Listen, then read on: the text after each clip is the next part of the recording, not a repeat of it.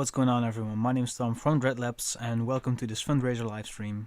Today I will be livestreaming for 4 hours to raise money for the Rainforest Trust, because I wanted to do something good this year with like the platform that I received here with Dreadlabs.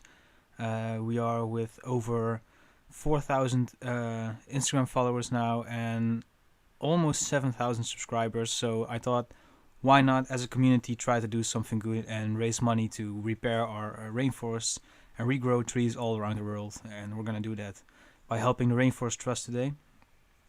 So before we begin,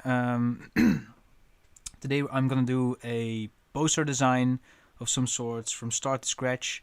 As you can see on the camera here, we are starting out with sketching.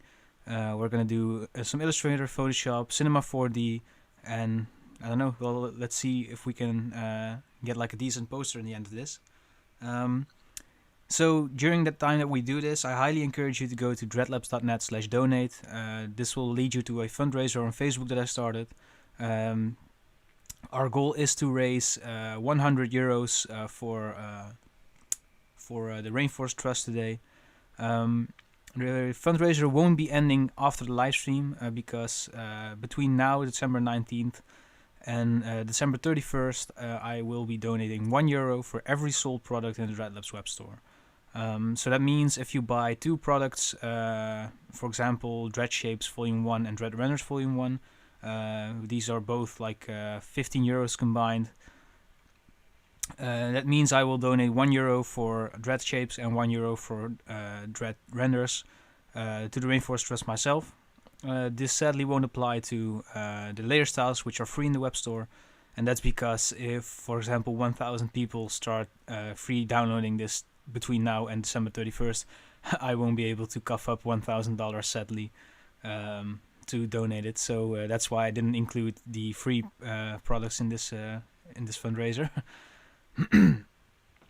Anyway, welcome guys. I think we can just get started. I see a lot of correct me if I'm wrong, by the way, but I see a lot of Spanish or Brazilian people in the chat. Welcome.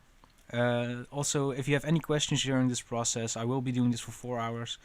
So if you have any questions whatsoever, please let me know and I'll try to answer them. But yeah, let's get started. As you can see, I already have a few sketches. I'm sorry that it's a little bit weird because my sketchbook is like turned 90 degrees for you guys, and that's because I sadly don't have enough room on my desk to to keep the camera with its tripod on there. So yeah, this hopefully will change in the future because I'm moving out in January, and then I'll have a little bit more room to start a proper workstation and to make cool videos for you guys. As you can see, here's a typeface that I did for Creatober and some 36 days of type tryouts. These ones I did in the afternoon here because I was a little bit afraid that I couldn't come up with anything cool on the spot. But yeah, let's just try and see if we can do some sketches. I wanted to do a poster about rainforests and, I don't know, spread awareness, but I wanted to do in the I guess Dreadlabs style, if you know what I mean. So we're gonna do and try to make something cool out of it. Hey man, Brett Tripp, how's it going? Oh, that's really cool, man. If I'm, let me know if I actually am able to help you with the tutorials if you want to start out clothing. I feel like this is the cool. I feel like the Dreadlabs style and the style that everyone's been putting out is like a proper thing for clothing because I really like to wear like merchandise and stuff in this style. Yeah, as you can see here, I have already some sketches here, and I don't know, let's just try to do some lettering. And I'm gonna search for inspiration through my sketchbook here, and yeah, I don't know, let's just do and try and do some fun letters. If you have any suggestions on what I should do or what I should look into, you can also just drop it in the chat and I'll try to respond to that accordingly.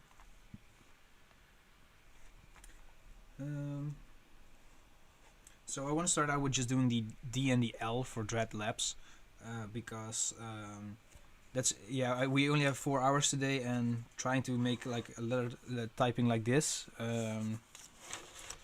it's a bit hard to do, because otherwise I would be here sketching 2 hours of the 4 hours that we have, and I think that's no, well, not wasting our time, but I think we can do more fun stuff with our time today. So yeah. Let's see. I'm using a Moleskine.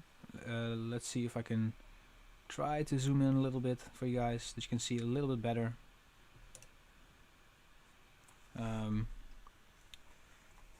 So what I usually do is I just grab like 2 points and try to make a first line, and this will be the base of the letter, and all the letters will be displayed in that angle. So for example, if we go to well, this one here, it's a bit hard to see maybe with because of the inking. I don't know if you can see this one here. As you can see, I just connect like the dots here, and that's basically a really easy way to start working with these. And I don't know, you have like a good reference of like space and the length of things when you go and use a Moleskine with a dotted notebook. What's up, Jovic? How are you doing? Maybe it's cool to do something like this, you know, like the like a really blocky E kind of letter. Well, this was an E, but we were gonna do a D. So let's just see if we can make some building blocks. It's a bit odd that I'm left. Should I do? Maybe it's easier if I turn my camera around a little bit.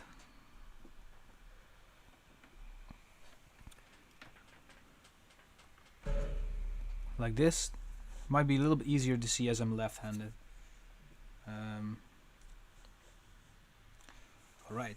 Yeah, this is at least this is a bit easier for me. So let's just make a rectangle here. So it's 3 dots, 3 blocks up, or 3 dots up, I guess, and 1 to the side, which makes 1 line, and just make a rectangle out of it. You can also easily do this in Illustrator, and then just do 1 here. And so what this means is I'm gonna go to the half, so the part between these dots, and I'm gonna start another one. So what I'm doing is I make a thin line, basically goes the same way as the other one, but just like a half a point over. What's up, Burn to Burn? Roar. I'm doing I'm gonna make a basic logo type for Dreadlabs that we're gonna use in the poster later, and we're gonna do some 3D stuff as well. Basically, trying to we're gonna do like a poster from scratch, basically, with a custom typeface and a custom 3D render. What's up, Eden Park? How's life in Korea? Super cool to hear that you are watching me, a Dutch dude from all over the world. It's still weird, really weird when I'm live streaming and I see that kind of stuff. So this one is like a block and a half wide, and I'm gonna do the same thing. So this will be going 3 points up and 1 to the right,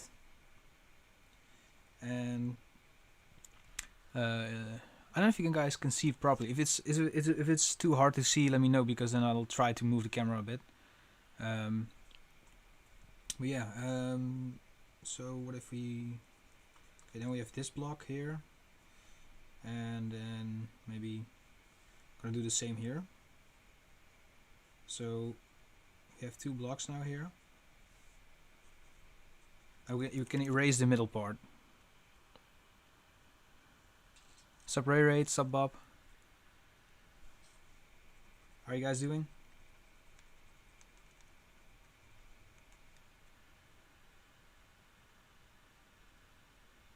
Oh, so you can't donate through Facebook? That's really weird. I didn't know that Facebook had that, but what you can do actually is if you just order something in the web shop, then I will donate €1 in your name. And if you want to be yeah, so basically then you will always also have a how do you say it? You also have like a Dreadlabs thing, Dreadlabs assets or something. Also, if you just go to their website of the Rainforest Trust, I'll type it out in the chat. And if you just donate to them directly, and you can just send me proof of that, you will also. That's guys, completely forgot to say that I am giving away a full-on Dreadlabs asset package with 2 unreleased asset packages. For everyone who donates. Or not for everyone who donates, but I'm giving away one, and everyone who donates has basically the chance of winning this. So if you're not able to donate through my Facebook link, you can also just like if you just donate to the Rainforest Trust themselves, and you just can send me a screenshot of that. With proof, and you can just DM it to me on Instagram, and I'll check it out later, or email to me at info@dreadlabs.net, and I'll also make sure that you are in the race to winning or at least having chance to win the Dreadlabs asset package. So basically every digital asset for Dreadlabs is in there, so all the graphic design assets, as well as 2 unreleased ones, 1 vector package and 1 3D package. So, now that's cleared up, I guess. If you have any questions about donating, please let me know and I'll try to address them. Let's see if we can just move this up a block and go like a slant like this.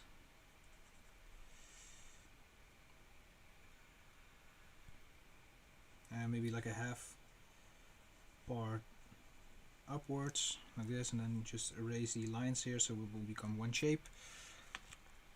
And what might be cool is if we go like this.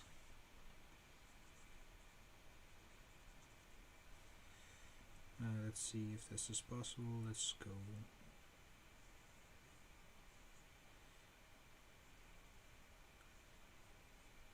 If I'm not talking, it's just because I'm concentrating. So it's a bit hard for me to translate what I'm thinking into English and drawing and focusing on what I'm actually doing. So that's why I sometimes become a bit silent. Maybe like a cool like triangle foot part thing like this. And then we obviously need like the bottom part of the L here.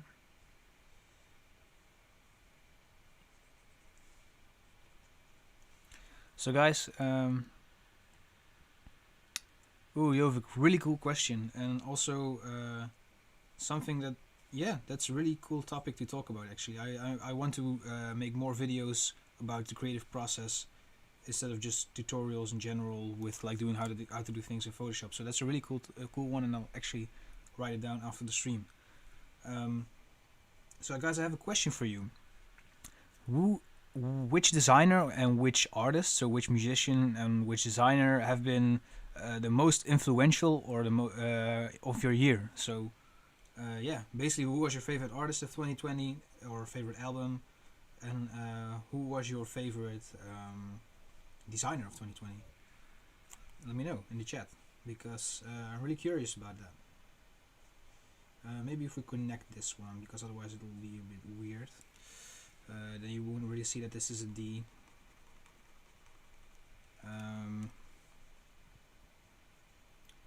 So we need to connect this still, so maybe like this.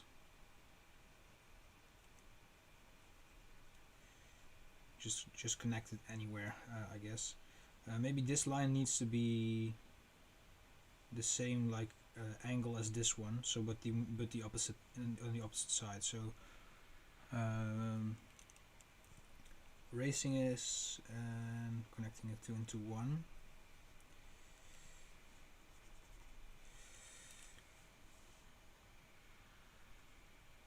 Mosquito just flew past me.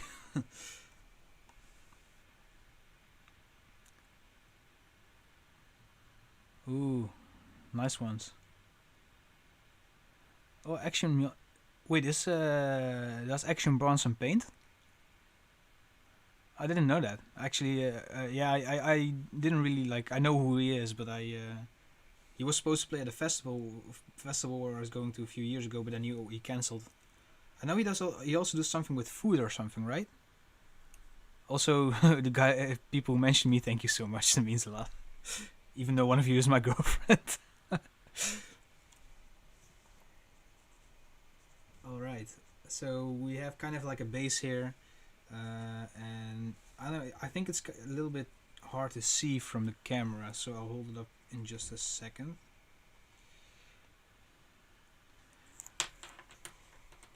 So this is what we have so far. Good start. Sublane, how are you? Spitfist in the building. um,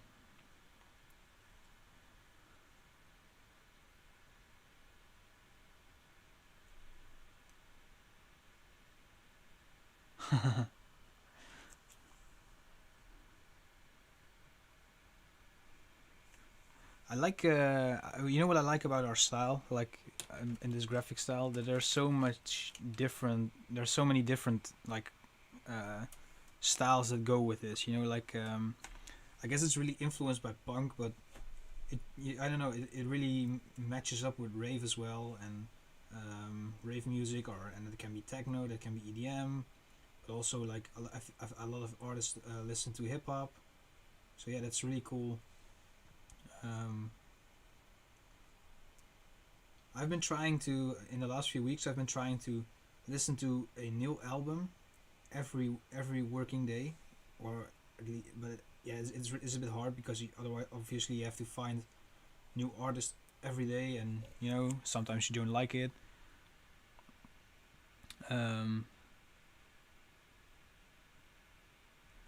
oh, Nikos is also a really nice account, and actually, Nicolas is also the reason that Dreadlabs has been really blowing up on Instagram, because I've been following his social media tips, because he's actually like a really talented, uh, I guess, I don't know how to put it. I guess e e online marketeer, I guess. So yeah, I've been really yeah learning from him how to properly use Instagram and yeah grow on there. Yeah, I think it's a bit better, more visible now, right? When I outlined the sketch, so I don't know. Let's try to do another one. Maybe like a tribal one, if I'm feeling it, because it's a bit hard sometimes. Yeah, I'm gonna be completely honest with you guys. Like I'm not the best at drawing, so sometimes just my drawings just suck. So let's see what we will make of it. Yeah, it's crazy. He's been working for Tomorrowland, Billie Eilish, Dua Lipa, Lost Frequencies. So yeah, it's insane. But also, he just proved with his account that he's just a master at his craft. I guess you know, like he just proved how to get 20,000 followers in less than a year without any like it's all organic growth. It's crazy, really really crazy. All right.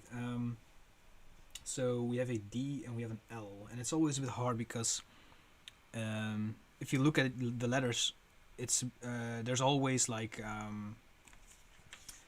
know there's always like this empty space in the L, and I'm trying to cover it up in this sketch, for example, with having the L go through the D. But if you would draw it like I don't know, draw a small D and a small L.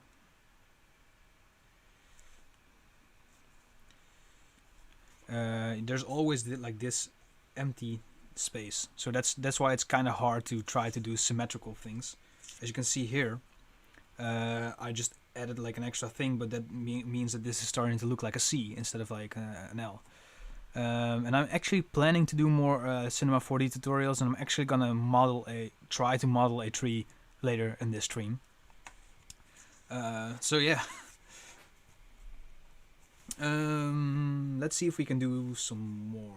Oh yeah, I was gonna try and do a like a tribal one, maybe like an in like a more of let's try one without having it symmetrical. So let's see where to go. I'm gonna actually use another pencil because one's a little bit hard to erase. So just a second while I try to find another one.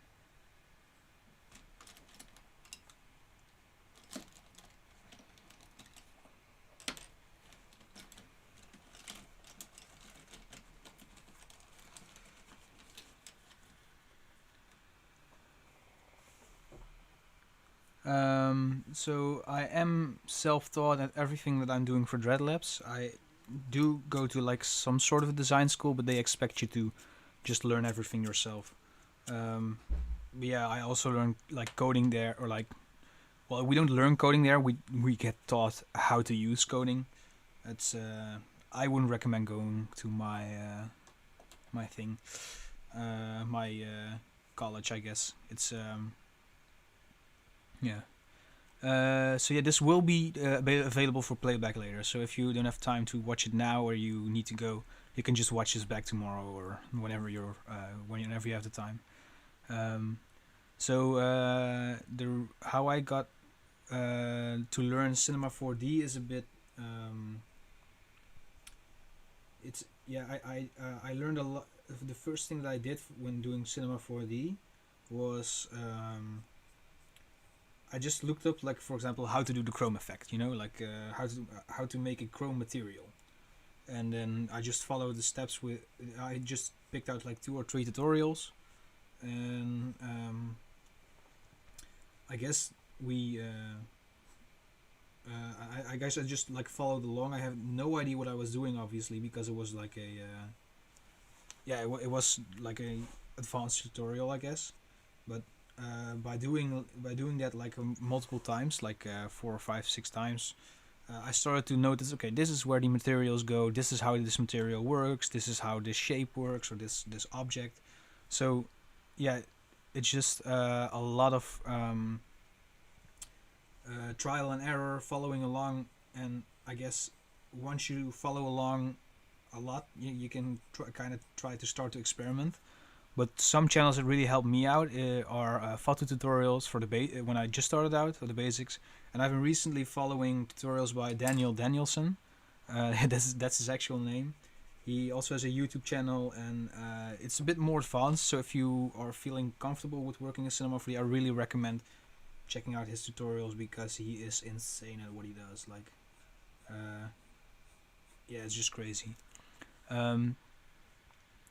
I do study in Den Bosch, which is a city in the Netherlands. Like, it's I don't study there now because of COVID, but I study communications and multimedia design at Avans University of Applied Sciences, and yeah, for what we do, like in the Dreadlabs community, I wouldn't recommend it. It's more like if you would want to become like a front end app developer, stuff like that, like, and even then, like, I feel like all successful people from my study, they all are self-taught at what they do. So yeah, and also the teachers are like kind of. We have some really great teachers, but then again, some other teachers are, I guess, they come across as if they, I don't know, they just hate their job, and then they don't really motivate you to do better. But yeah, that's I guess every education has people like that. I love to make 80s sci-fi 3D art. Ooh, that's a really cool one. So yeah, it's I feel like you mean like those airbrushed effects, right? Like when people back in the day used to I don't know, airbrush them. Like you mean like the movie covers and the video game covers and stuff, right? Because I actually have been trying to do like some sort of tutorial for that, because I recently did a cover artwork in that style, but it's so hard to replicate in Photoshop. it's just, if you really want to have that effect, the best thing you can do is just learn how to airbrush, I guess, because it's almost not like doable, you know, if you want to do it like perfectly. How to create a brand? Good question. Also, really good question. So when if I look at Dreadlabs as a brand, I guess in some sort of way, but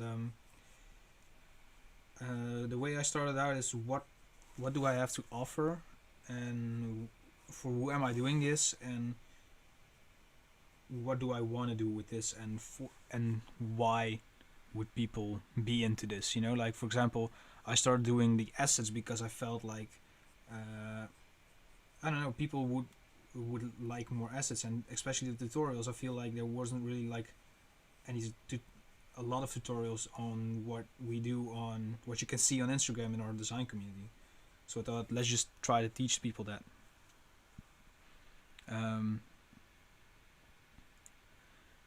Do you recommend doing daily renders to improve? That's a good question. I mean, I tried to do it with how do you call it? With Creatober, but if you force yourself to do that, I feel like you're gonna later, man. See you later on Instagram. So yeah, that's when. Sorry, let me get back to the question. Oh yeah, the daily renders. So at some point when you start forcing yourself and like you're getting mad at yourself because you haven't done a day or something, or you haven't posted on Instagram for a day, that's when you can kind of start like hating it at some point, I guess. So it's good to like live by, or like try to do it, but what I prefer is just having like, for example, like 4 hours and just watching tutorials, trying out stuff, you know, combining that, and that's when I'm in the mood and feeling it, instead of like forcing myself to do it every day, because just, let's face it, sometimes some days you just aren't into it as much. I want to do a little bit. I don't like the top here, I guess.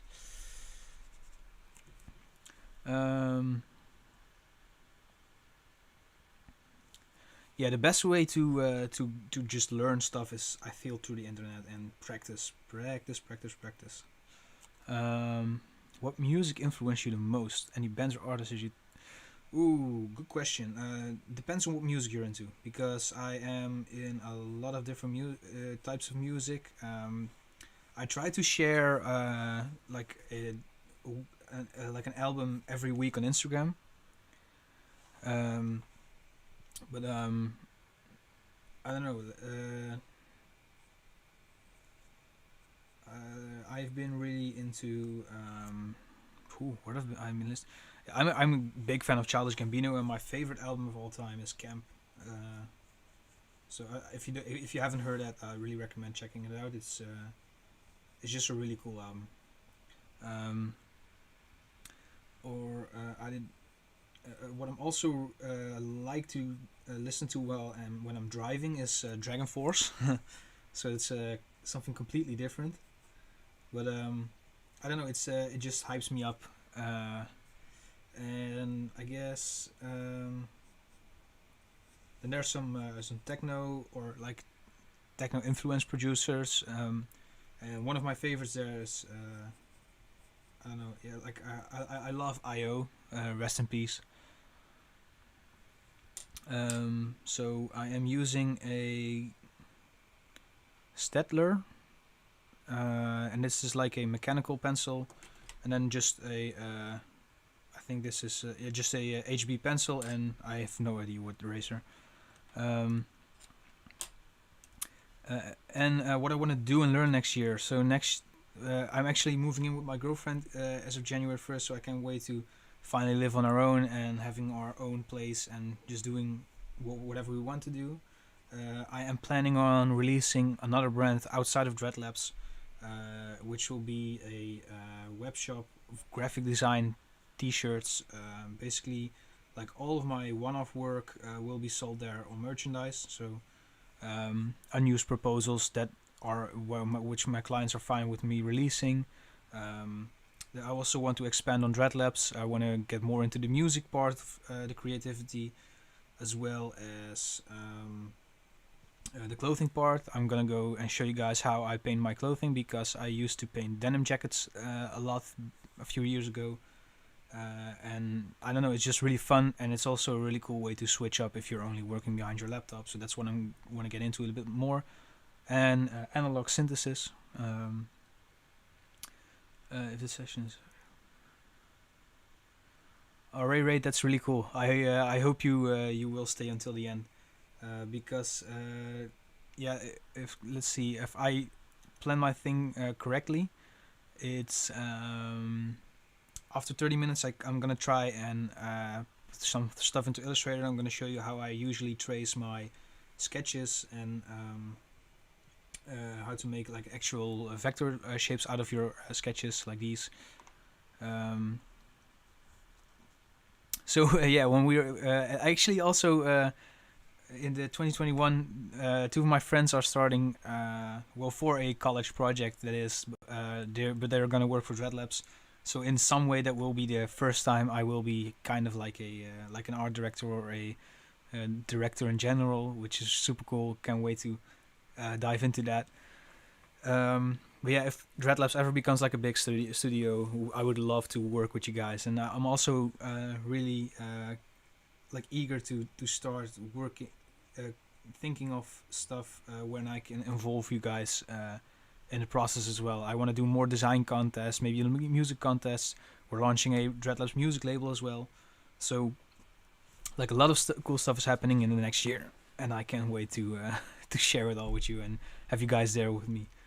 Okay, so this is kind of like a sketch. I don't really like how the D turned out, but it's there. So yeah, I just started out as one guy who does everything now, and it would be also really cool if Dreadlabs becomes at that point where I can just hire someone to for example do the editing. I enjoy dubstep and rhythm. Actually, I've listened to. Well, I listened to dubstep like in 2012 a lot, and then back in 2015, 2016 something. I used to make trap music, and that kind of goes in hand with dubstep a lot. So yeah, it was really something that's. Well, it's never been my favorite genre, but it's also really cool to listen to, and I've been to like a lot of parties and festivals where they played it. So yeah, dubstep is kind of my jam. But like I don't actively listen to it, I guess, if that makes sense. Let's try and do another one.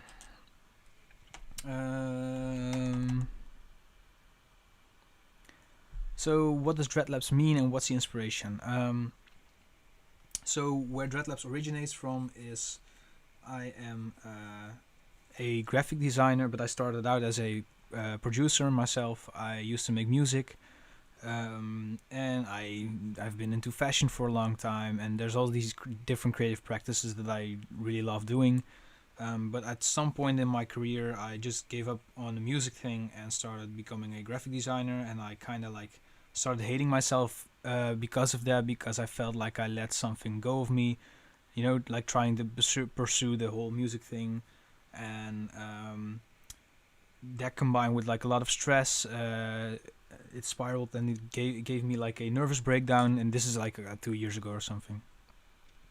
And I don't know, it's I needed something to express myself creatively, and in terms of doing everything that I wanted, and that's why I try to make like a creative hub or platform where people who are into graphic design or music or whatever can connect with each other, maybe even like become can connect with each other for jobs and make like a network out of it, and doing just stuff that we like and think is cool. And the name Dread, where the word dread comes from, is because of the mental problems that I had. They gave me panic attacks, and it made me like get like anxiety and fear. And another word for this is like the intense feeling of dread. and I really like that word dread, and I wanted to use this and explore all of these different creative practices, hence the labs part. So that's why that's how Dreadlabs originated, I guess. Okay, let's do. Let's see, maybe like one of no, it's a little bit blocky like this one. Maybe like a round one or something. What do you guys think? Maybe something like this.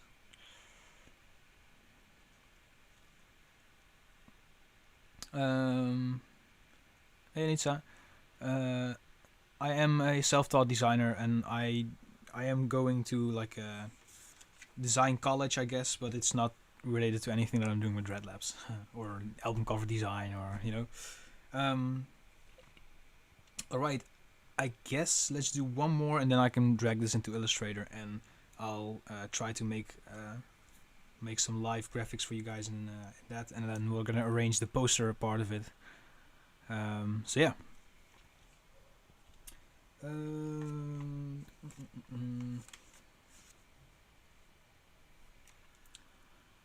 I just want to do something like this, like I love that Evangelion style, but it's a bit hard to do with the D and the L. I'm gonna try and do something.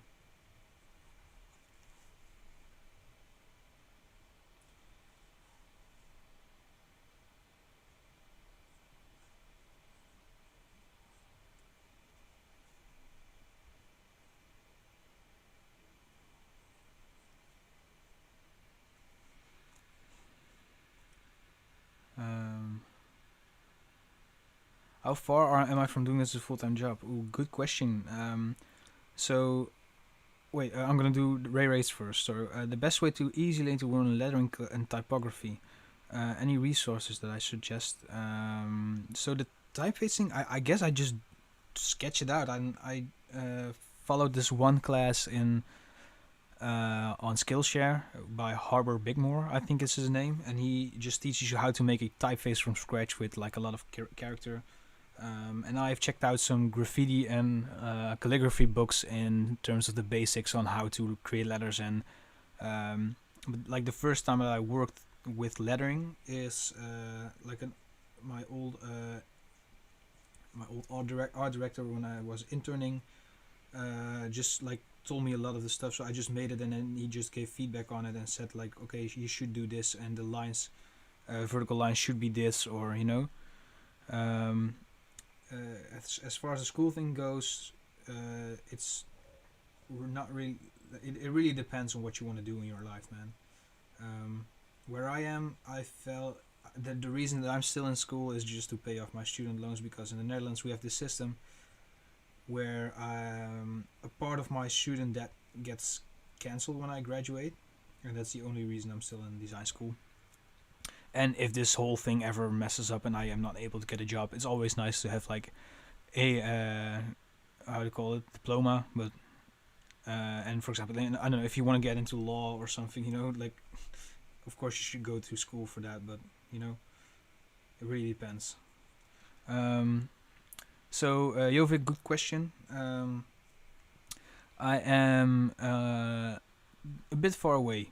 In terms of I the always the thing that always is the most important thing is that I need to have a steady income, and if I would be doing Dreadlabs full time, that means I need to cover my rent every month, pay all of my bills, and obviously able to buy groceries and stuff like that. And at this point, I am at the point that I can actually cover my rent if the sales in the Dreadlabs web store are keep being the same the way it is now. So, and in terms of, but like buying other stuff, like and the groceries and all of that, and doing stuff outside of like my monthly expenses and stuff, I all cover that with freelance work. So yeah. Sub Chico, thank you so much. So yeah, guys. So that yeah, yeah, that's why my patrons are so important, and that's why my YouTube channel is so important, because the YouTube channel provides me with a small fee or fee with a small income based on ad revenue, and basically this stays the same if I keep posting, if I keep up posting every 2 videos a week, and the patrons, most of my patrons actually. Unsubscribe after 1 or 2 months. So, and yeah, it's kind of like a steady income, but also not. So, but I try, but I will always try to keep doing this on the side until, uh, because I just love doing this as well. You're right, Ray. Okay, this is kind of where I want it to be, and then the L. Okay.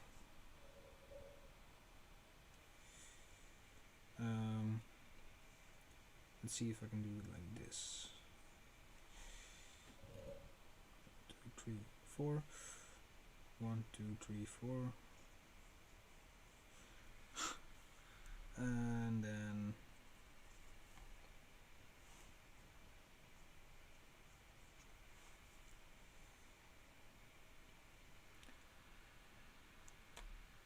later, Noah. So yeah, that's. If you guys have any questions for me, let me know in the comments. Also, what is a good question for you guys?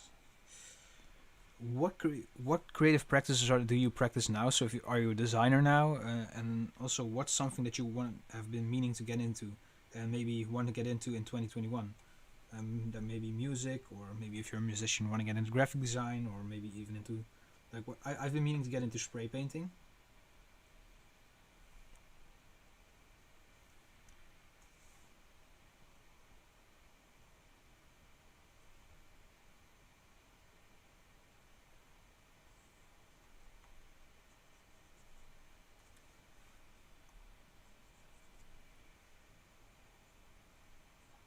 Yeah, and here you can kind of start seeing. Wait, this doesn't add up. Wait, 1, 2, 3, 4. 1, 2, 3, 4. Oh, okay.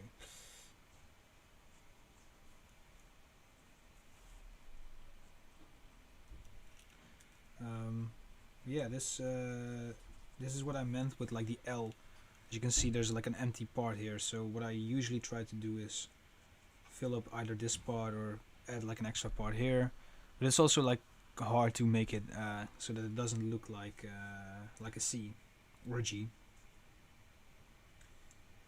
So let's go over here and then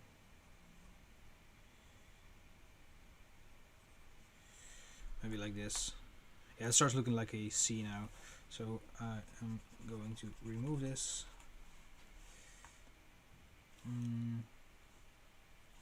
Maybe if we have this cross like so.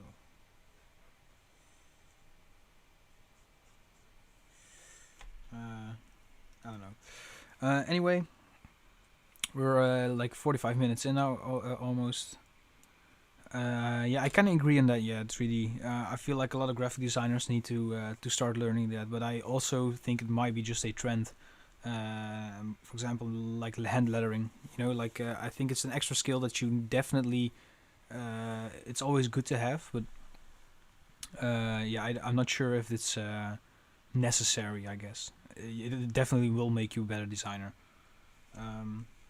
Okay, I'm gonna turn off this camera for now, and I'm gonna use it to capture some of the sketches that I did, and let's just dive into this in Illustrator. So, all right.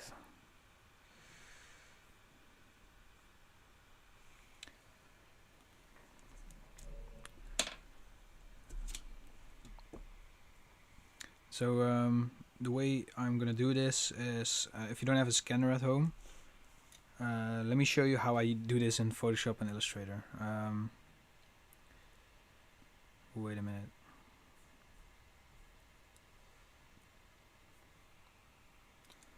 I might need to check out if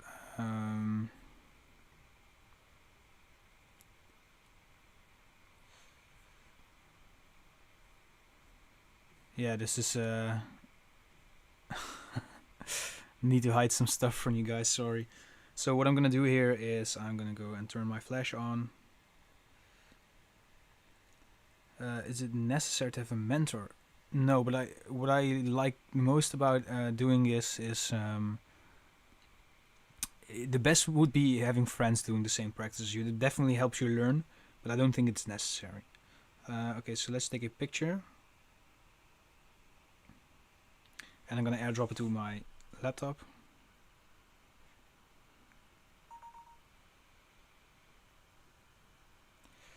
Alright. Wow. Feels weird to look at a screen now. Let's make an A4. Drop this in.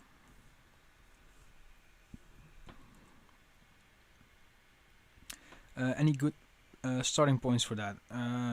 What I like to do with After Effects is creating music visuals. So, I guess just checking out effects, testing that out, made me really get into that.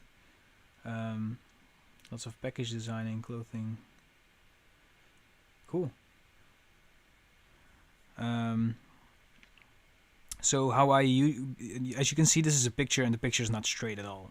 So what I like to do is I'm going to go to edit and then to perspective warp, and I'm just going to draw out a grid, and I'm going to make sure that the points here line up with my book or my sketchbook like this. And what I can do now, if I go to here and I click warp and click this last icon, bam, now it's a perfect rectangle.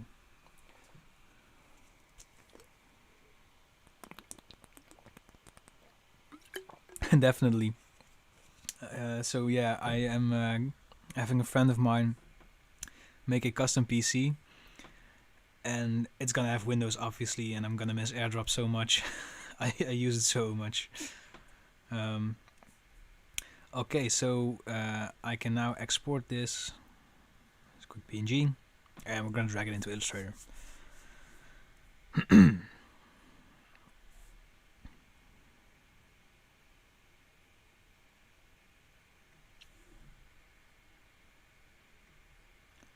Sketches. Yeah, sorry guys, I get a dry throat when I keep talking for 4 hours, so sometimes I need to take a sip of water. So let's go to my folder here and scale it down a little bit and see if we can start doing some digitalization, I guess. So I'm gonna lower the opacity and lock it in place. And let's just go and start with the rectangle tool.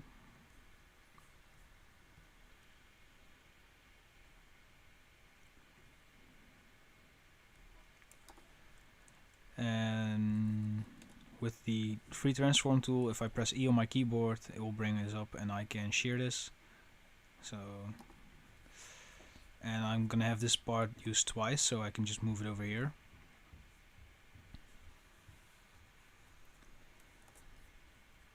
And for this, I'm just gonna, as you might know, as you might have seen, this is all freehand. So if I would go and do this for a client, I would use better measurements and I would do this a bit more carefully.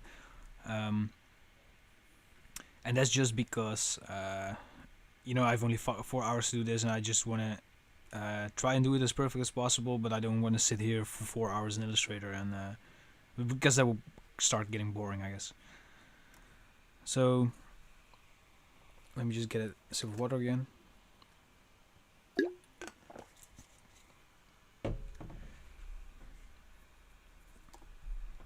And let's see how high we want these, like horizontal parts. Also, what I think I want to do is I want to have this line in the same angle as I said earlier in the stream. So I'm going to duplicate this and go to transform, reflect. Something like this. And if I go here, okay, yeah, that's fine. I'm just eyeballing all of this now.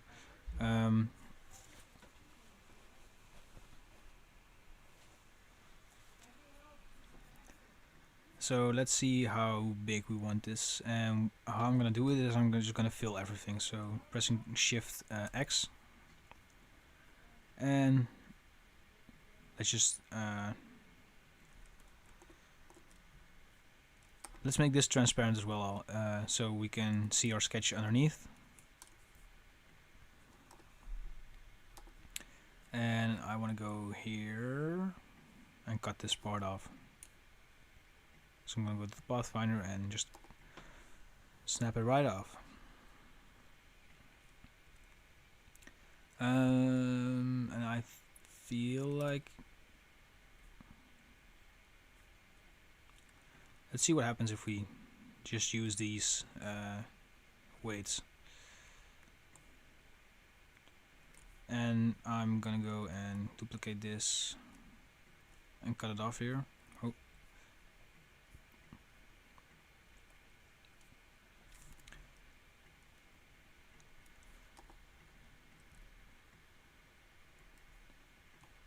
And just merge this, so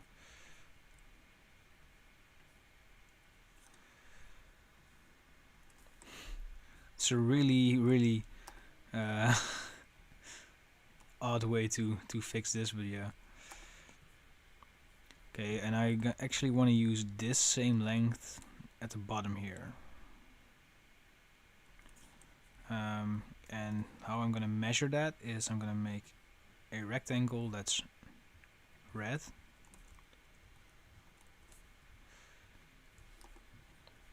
And I'm gonna duplicate with it, so then when the rectangle here touches this part, then I know that this is the same space.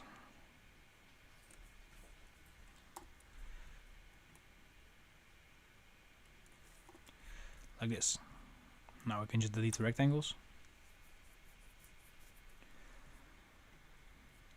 So guys, have you ever tried doing like custom lettering like I did, or is this all new to you? Let me know in the chat. Because this is I honestly I don't do this that often. And I want this space, let's just make it red again, to also be here. So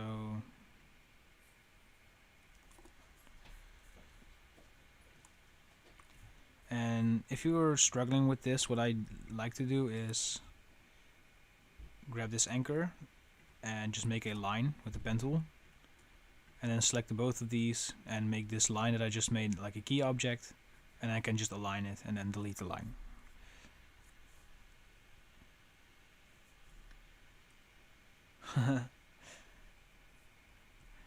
It's also like kind of fun, you know. It's Illustrator is like that. I don't know, like that old friend of mine. I don't know. I just love working in Illustrator. It's I used to like 2 years ago I used to have like this whole big file, and this is when I like thought of Dreadlabs. Wait, let me just show it to you now. This one I was like I knew I wanted to do Dreadlabs, but I didn't really know what I wanted to do with Dreadlabs. So this is like one of the first folders, and here I made this. Oh wait, this was moved in 2019. So this is actually from like I think the end of 2018 or something. And I just like started doing shapes and random stuff, and I just love like trying stuff, and that's how I kind of got into like the album cover style that you can see in Instagram and everywhere nowadays, you know. Okay, now so what I want to do now is I want to actually do the same thing with the line here, but then here, and we need the point where these intersect. So I'm gonna draw a line here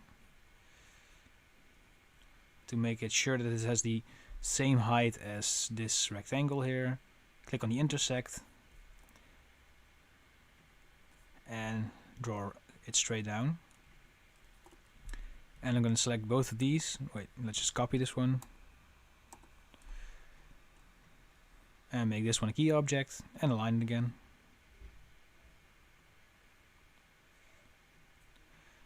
So now I can delete this part. So what I want to do now is I'm going to go and delete the bottom parts here.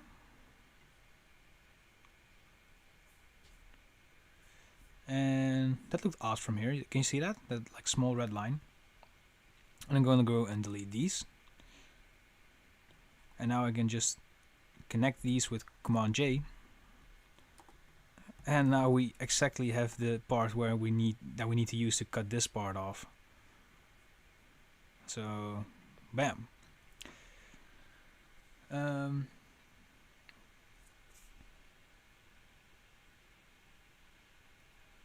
Yeah, it's what I also like to do is I used to see like logo designers do this, but then in like a time lapse, and it was really really cool. So I just slowed down the time lapses to 0.25 speed and just watched what they were doing. You know,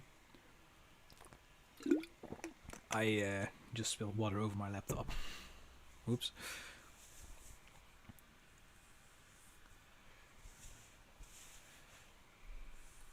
Yeah, that's really fun with.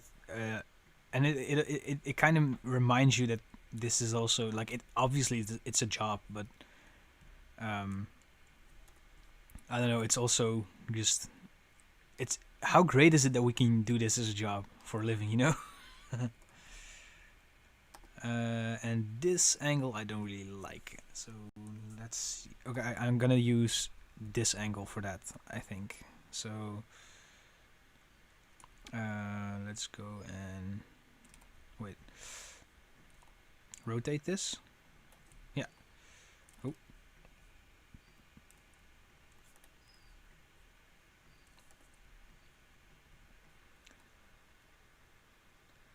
So I'm gonna scale this up.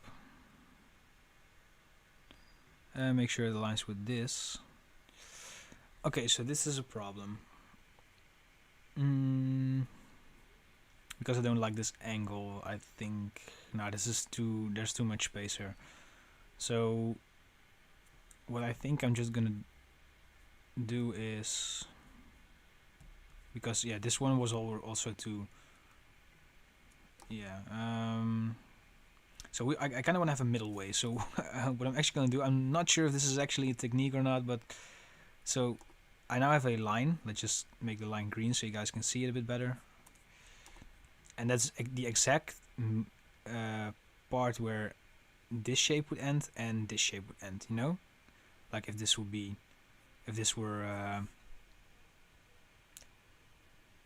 wait, does that add up? Yeah. So this is where, so what I'm gonna do now is I'm gonna select this, go to Object, Path, Add Anchor Points. And now you can see that we have one point here in the middle. And now I can just delete this right point, get my pen tool, and just connect it like this. So again, no clue if this is legitimate. Probably like there's like a professional logo designer like screaming at me right now. And let's just see if this actually works. So I'm gonna just select all of these.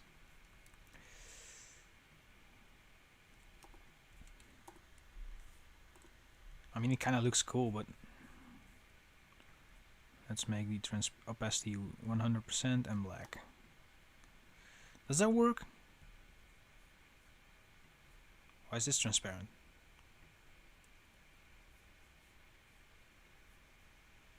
Oh wait, it's behind the sketch. Okay, so this doesn't work. So what I'm gonna do now is, I mean, hey, it was a cool try, right? I'm gonna delete this one, and I'm gonna delete this one. Actually, I'm gonna leave this one. And I'm just gonna go and grab this part and connect it to here. And now we can just use this and delete this part. And now I feel like we're good. Let's just merge all of these. What I usually like to do is I just group them and then copy and paste them in the same place and then merge this one. So we always have like these rectangles to get back to. And now I see that this should be merged. So make sure that the line extension there is marked and just move these lines up. And now I think we can merge them. Yeah. Oh, I thought, what was that big line? But it's a sketch. What's up, Ahmed? How are you? And let's see without sketch. I guess that's pretty decent, but then now I'm thinking, should we not connect this to here? It's a bit long, right? What if we just, again, make a new path here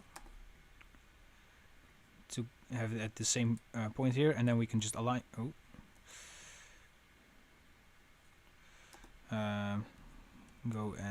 Go into the group here, and then we can align these.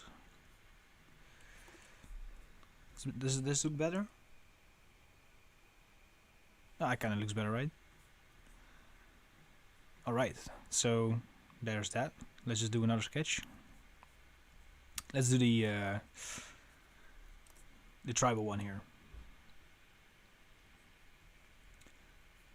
So guys, so we're 1 hour in now.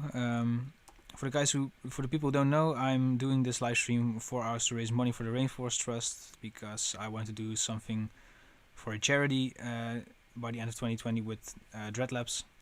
So you guys, if you guys are able to, you can donate to the Rainforest Trust when you go to dreadlabs.net/donate. But also what you can do is if you buy a product on the Dreadlabs web store, then you are then you make. So if you buy a product in the Dreadlabs web store, I will donate €1 of that to the Rainforest Trust. So that so then you can also donate while you're getting an actual Dreadlabs product, so you're getting something for your money. And to all the people who donate, I'm giving away one full-on package worth of Dreadlabs assets. So all of the graphic design assets, as well as 2 unreleased Dreadlabs assets, will be in that package. And I'm going to show it to you real quick right now. So what I have here is just stopped rendering today. Is the plexiglass dread render package. This will not be released anytime soon. Maybe in the end of January, maybe even later. And then so you can get samples of these already, and you will be able to get the Dread Shapes Volume 2, which are 64 vector shapes that you can use in your album artworks, posters, or anything. So yeah, these and all the other Dreadlabs products up in the web shop, you can win them if you donate to the Rainforest Trust and you send me proof.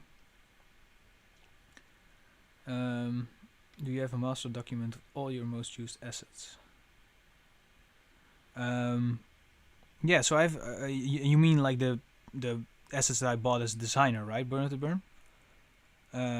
So I've here in my resource, these are like here, especially on textures. These are all the stuff that I bought. You know, like I don't know, assets from Black Market or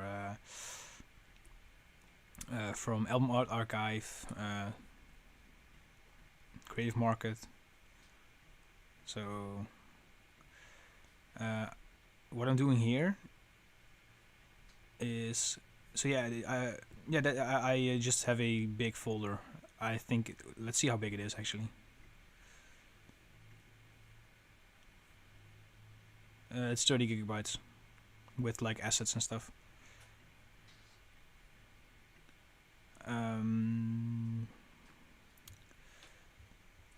So yeah, what I'm doing here is I'm using ellipses to create like as smooth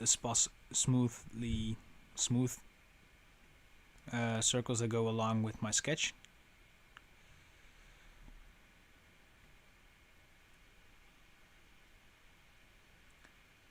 I need to learn how I can make this. I am going over the whole design process here, so I will show you everything in this live stream. We still have 3 hours left, so let's see.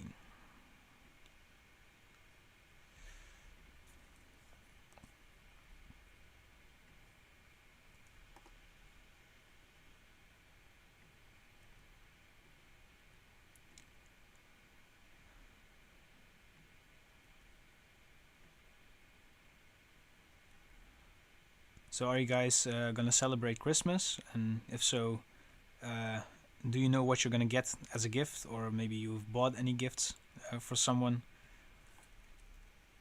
Let me know in the chat.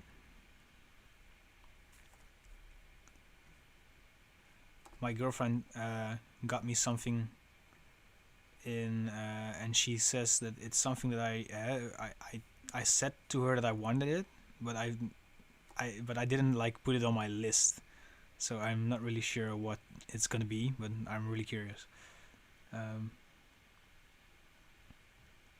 Oh, cool, Burner to Burn. If you finish that, let me send it to me, because I really love it when people send me the end results of the products of Dreadlabs. So, oh, by the way, sorry, I'm not explaining what I'm doing here. So I make full circles, and as you can kind of see here, I replicated the L. So I'm gonna go and grab all of these shapes and use the shape builder tool and I'm holding Alt or Option, and I'm just removing all the excess shapes here. Can I donate with Ideal? Yeah, I think so, because the link dreadlabs.net/donate is through Facebook, and since you're Dutch, I think you can just donate. And otherwise, in the Dreadlabs web store, you're supposed to be able to pay with Ideal if you want to donate through that as well. XM's cancelled here. Just making a few. All right, because of COVID. Cool that you're making hoodies. By the way, you're like making them yourself, or like.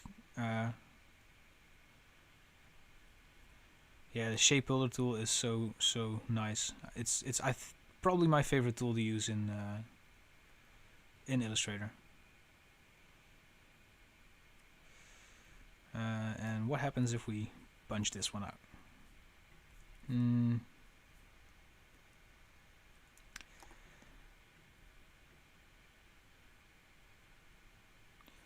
And if we go to warp here in the arc,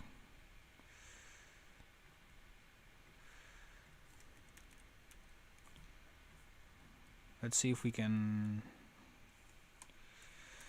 do it this way, because then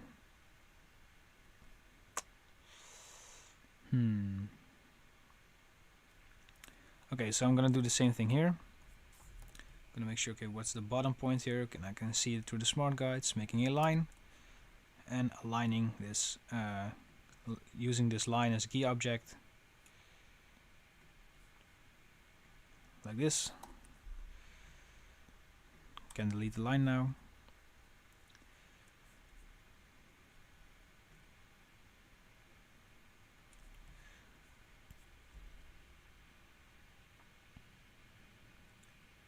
Bandcamp. Oh, that's cool, and also nice, because that you're supporting a lot of I think local artists, right, through Bandcamp.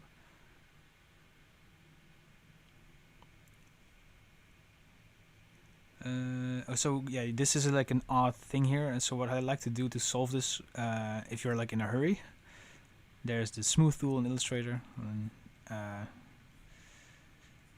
if I keep doing this a few times, and usually I do this with a graphic tablet, but and now this line is a bit more smooth. All right, so this is the L, and now we're gonna do the same thing with the how do you call it? The D.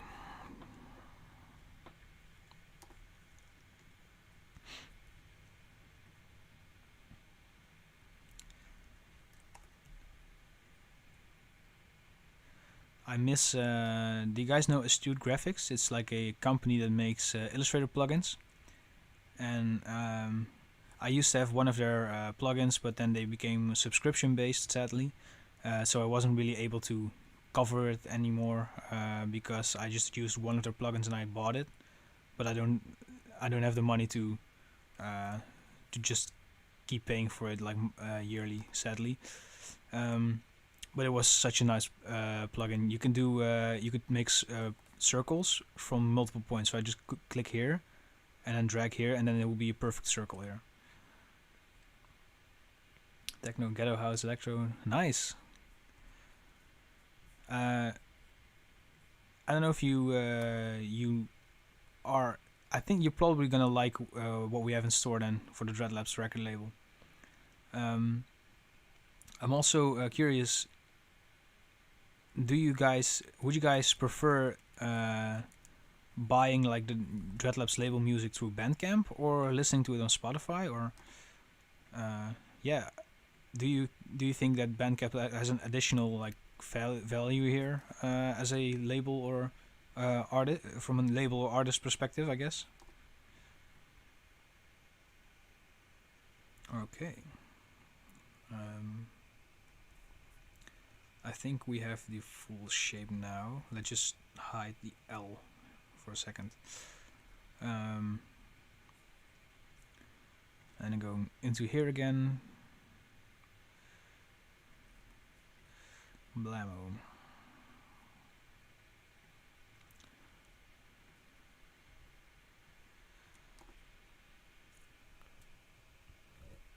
Also, guys, what is your favorite video game? Not the favorite video game of 2020 or something. Just what can you play like on repeat? Because I'm not really a gamer myself. I play video games sometimes, but like I don't really like buy new video games like every so and so time. But one of my I basically have two franchises, and I just play all their games on repeat, and those two are Borderlands and Pokemon. I have every Pokemon game, and I've played every single one of them, I think. As well as with Borderlands, I just I think I bought Borderlands 2. I've done my PS3 2 times actually. Handsome Collection and oh no wait, that's PS4. And I have it on my PS4, PS3, and my Switch.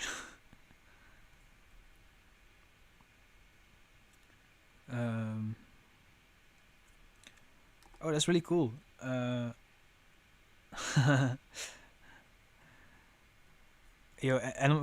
been playing a fair amount of Animal Crossing too, but my my girlfriend's the real Animal Crosser of the two of us. What did I think of Borderlands 3? Good question, because I feel like it's, compared to Borderlands 2, the quality of life is so much better in term. Oh, should I? Okay, but in terms of the story, I was kind of disappointed. Yeah, I don't know. How would you? I used to play like a lot of Call of Duty back in the day, but I haven't played any since Modern Warfare 3. So I think that's almost like 10 years now. Also, if you wish to make covers one day, Anita, maybe if you I don't know if you're already on the Dreadlabs Discord, but maybe it's cool to ask some, because there are some techno producers on the Dreadlabs Discord server, if I'm not mistaken. Maybe you can ask them if you can do work for them and start out like that way. Definitely Burn to Burn. Handsome Jack, it just can't be topped. And I kind of feel sorry for them, because it's just like they story wise they just peaked early compared to that, you know. And I guess like what I kind of makes it hard for me too is because, and obviously this was the way in Borderlands 2 as well, but in Borderlands 3, it's kind of like they buff and nerf every gun, and it's all good, but even like if I play, I'm a casual gamer, and if I play this game every, I don't know, every 2 months or so, I need to refarm all of my gear because they just straight up, they just straight up nerf and buff different types of guns, which basically forces me to do another build, I guess, every time. So I kind of just went back to Borderlands 2 in the past few days that I had time. Also, fun fact about me, I don't know if you guys know JolzDude139. He's like a Borderlands YouTuber, and basically the way I go to sleep is I can't sleep like properly without putting on something like some background noise. So I go through his old like playthrough videos, and I just wait, and basically like and put it on, and then fall asleep eventually. Okay. And now if we fill it, okay, kind of looks okay. Yeah, I feel like I've only seen like the whole controversy thing with how'd you say, with the Cyberpunk. I feel kind of sorry for the developers. Yeah, some people have issues with it with the link, but you should be able to go through the Discord by going through. I'm typing it in the chat right now.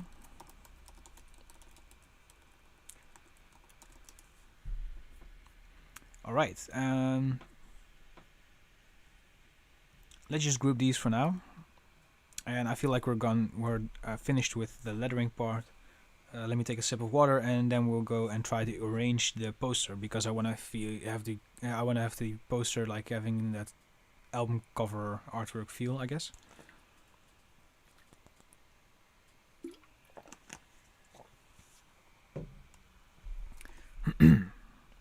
Also, guys, would you be interested if Dreadlabs started releasing like live DJ sets? Because me and my friend recorded a DJ set, and with a green screen, and we're planning on doing how'd you say? We're planning on doing like extra, like custom visuals for it, and I don't know, play some music, having some fun together, I guess. Because I love like on Friday listening to Boiler Room sets while working, and like in the afternoon I'm getting a drink. You know, it's a fun way to spend like your Friday afternoon. Let's go with A3 and do the same in Photoshop.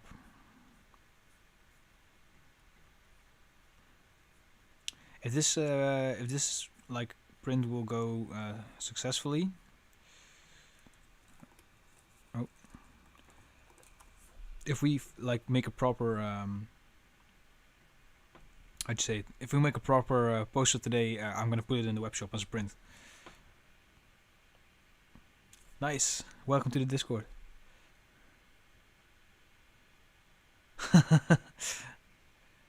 What's up, Murat? How are you? Also, yeah, I've been seeing a lot of Cyberpunk crashing, sadly. What computer do you use? I'll show you the specs. This is a MacBook, MacBook Pro. It's still, I haven't updated it yet, but yeah, these are my specs. So yeah, and I'm planning on getting a better computer. Having a friend of mine from Samin ICT and Sound. This is a Dutch company, and he's gonna make me what do you call it? He's gonna make me a computer,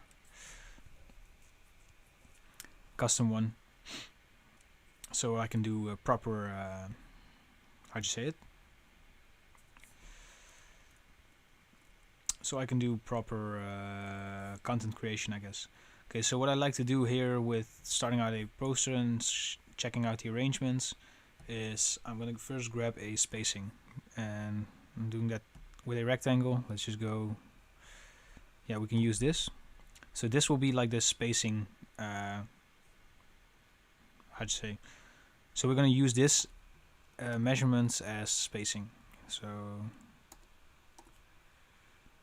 like like this. I'm gonna lock it, and now everything that we're gonna make will be in between these. So it's gonna be in this. Are Razer computers good for editing?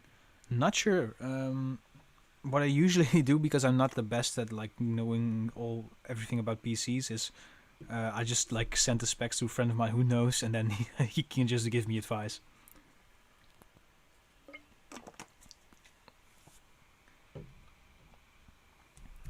Okay, question for you guys in the chat. What's your favorite Pokemon? If Pokemon is your thing, obviously. Alright, let's go to my favorited fonts and see if we can pick a sorry, I need to rest my elbows for a bit, and see if we can use a cool font for this poster.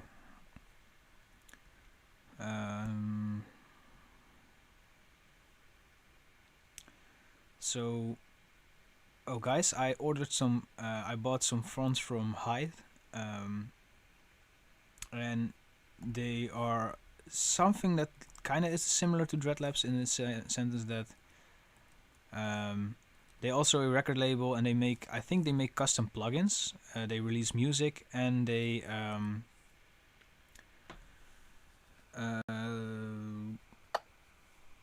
and they also release fonts and prints and t-shirts. So it's similar to Dreadlabs, and they make some really awesome stuff, so go check them out.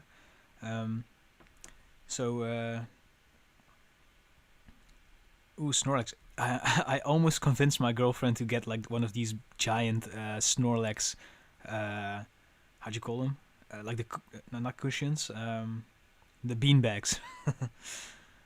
So what animes do I watch? I don't actively like watch anime, but I've seen Attack on Titan season 1. I've seen a fair amount of Bleach, Yu-Gi-Oh! And Metabots when I was like younger, and I rewatched it when I was like 16 or 18. And then I am now currently watching JoJo's Bizarre Adventure because my friends have been like nagging me about it. They've been saying that I should watch it for ages. So and it's really fun so far. And let me see if I've seen any. Oh, and I've seen Evangelion for design research purposes. I think it's something that you just had to be seen. And I've been meaning to watch Akira.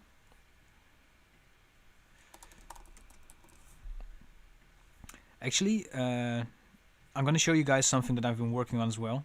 So I am planning on doing more with Instagram Reels and TikTok in 2021 as well, clothing-wise. So I want to do some. I'll explain why this is what this has to do with anime in a bit, but I want to do like short videos where I just try and show you guys some outfits, give you an inspiration for that. And I want to do this a little bit special with something called I've created this concept called the the remodel chamber, and I wanted to do it with a cool animation because I just felt like it.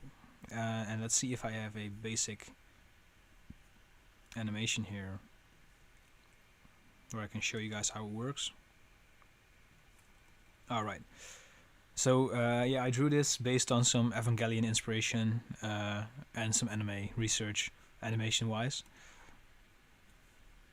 And this will be like pictures, and then the door will be closing again and opening with another outfit. But yeah, it's mainly about the animation here, and it was so fun to do. Yeah, so you guys just witnessed like a super exclusive Dreadlabs project that's been in the making. Oh wait, alright, let's see if we can do something like this.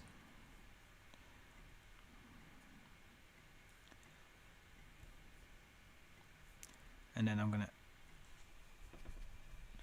see if I can expand this even more.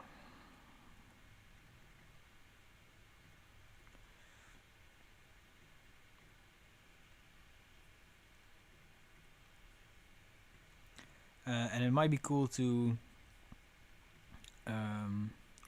like have the font here, like like this font to be like so normal font, and then this one in like a Chrome type style. Oh.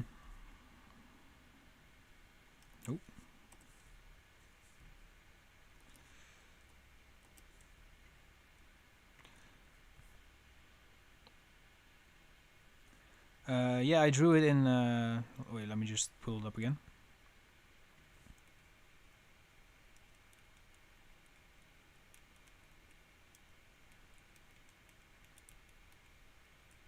So the logo has been done in Illustrator. The animation circles have been drawn, like it's just a frame by frame animation. So, for example, like this. And then like the circle goes like this.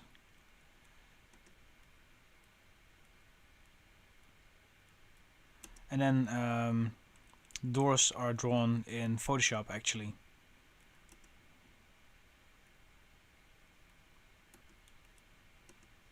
And just made in After Effects so they move. Can you make tutorial creating custom type logos? Yeah, actually the first part of the stream has been me creating these two. So I've sketched these out and tried to make them in Illustrator.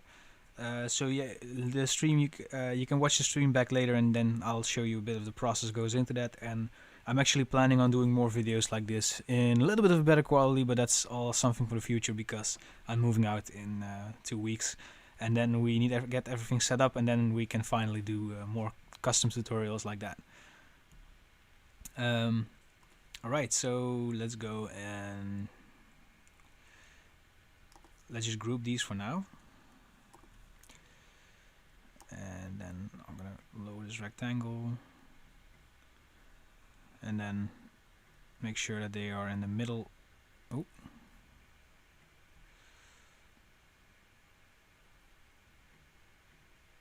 I thought this was grouped with this, but then we need to both group them and align them like this. Alright. I am gonna make more motion graphic tutorials.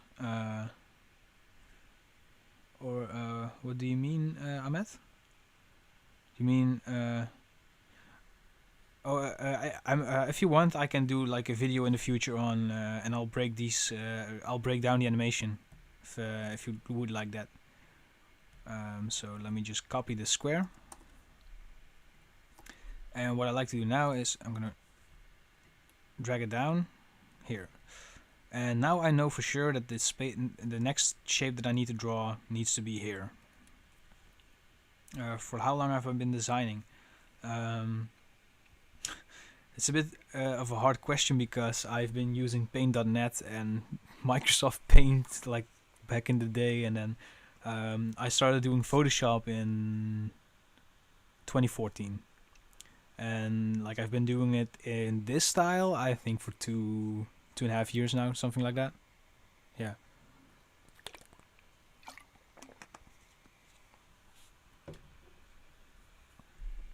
So maybe like a block of text Ooh, that's what I forgot to do. I've been meaning to. Wait.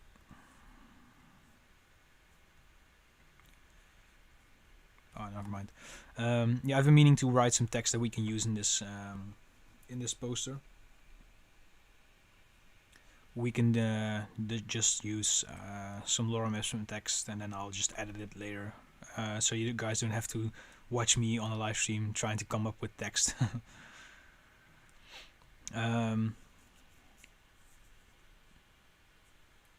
So Noah, design on clothing, yeah, definitely. And do you mean like what settings you should use so it can be printed, or do you mean like uh, the difference between screen printing and DTG printing and stuff like that, or do you mean like just merchandise design in Illustrator, or maybe everything? Yeah, let me know, and I'll try to get into that. So what might be cool here is maybe like some grid visual. I like doing like this, and then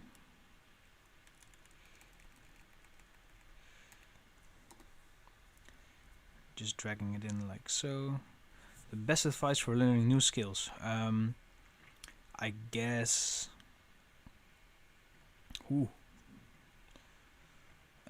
Take your time, and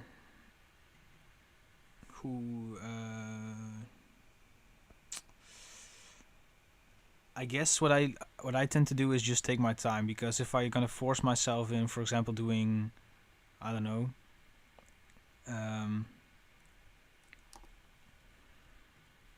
let's say I want to learn like typography design or something. It's yeah, it's just if I'm not feeling it, I'm not gonna learn it. So I'm not planning like every Friday I'm gonna teach myself this. But what I like to do is watching the tutorials. But then like if I'm in the mood, I'm gonna experiment with them. So I separate these. So for example, I could be watching Cinema 4D tutorials for 4 hours, but Cinema 4D wouldn't even be open. And then like 5 days later, I would be feeling the vibe, and I would go into Cinema 4D and try to work with it and doing, I don't know, whatever, and try to apply the things that I learned from watching Cinema 4D for 4 hours. And then if I'm stuck, I'm just going back to these videos and try to watch them back. So I guess, yeah, that's the way I learn, and learn in the best way for me, I guess. What's the one thing you learned this year? Ooh. I guess what I really like, I learned a lot about social media, and I guess that doesn't really sound as interesting as it may seem, but it really helped Dreadlabs grow. And then I also learned how to. Ooh, we're getting some cool things here. Then I also learned how to maintain a web shop with Dreadlabs as well. And I learned how to screen print, which was really, really fun. How to create your own design style. That is a really hard question, because honestly, I feel like my design isn't even like. I feel like I still tend to copy people from time to time, so it's really hard to, like for example, in this Dreadlab style and the Instagram cover artwork style, there are so many people that do it, and I think that's the same with every style. So it's yeah, it's a little bit hard, but I guess just try things, combine stuff that you like, and I just guess keep on making, because the more you make, the more you're gonna try to do things your own way. And so what Dreadlabs means is I covered this earlier in the stream as well, but it's basically I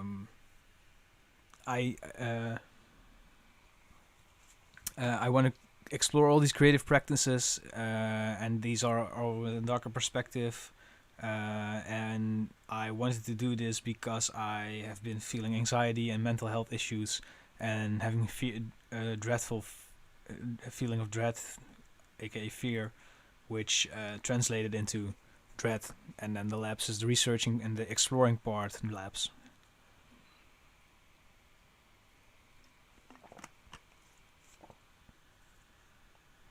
I agree, Ray. It's a lot to, and it might take you years upon years upon years, but yeah, I think that's the best way to learn. Just doing it, I guess. Um, how do I grow my IG page? Would you say making videos on YouTube would be great? That actually would help. But if you really want to learn this, I really suggest listening to Nikox from Nikox Collection. He knows everything about social media, and he really helped me out growing my Instagram page from. I think Dreadlabs had 200 or 300 followers when it started back in April, because people have been following it because of my personal design account, my portfolio account, that is. And then thanks to Nikox, I've been able to multiply by 10. We're at 4K followers right now. So yeah, let's say save the.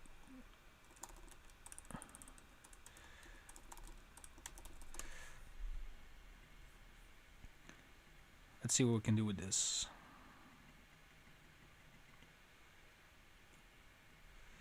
I don't like the spacing here.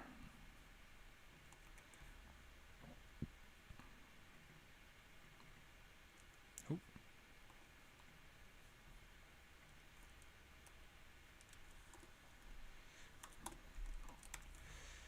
I always forget, is it before or after the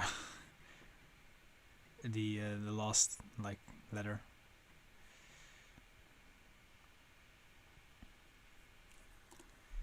And Nicholas also launched his YouTube channel. It's in Flemish, so if you're Dutch or from Belgium, I guess you can understand what he's saying. He might have subtitles, but otherwise, I suggest you check out his Instagram page. Quick tips to grow. Interact with. I guess interacting with people in the sentence that just showing your designs isn't interesting enough anymore in these times, I guess. And that's why I think that's why, for example, tutorials or behind the scenes process, content like that gets more engagement than just a design.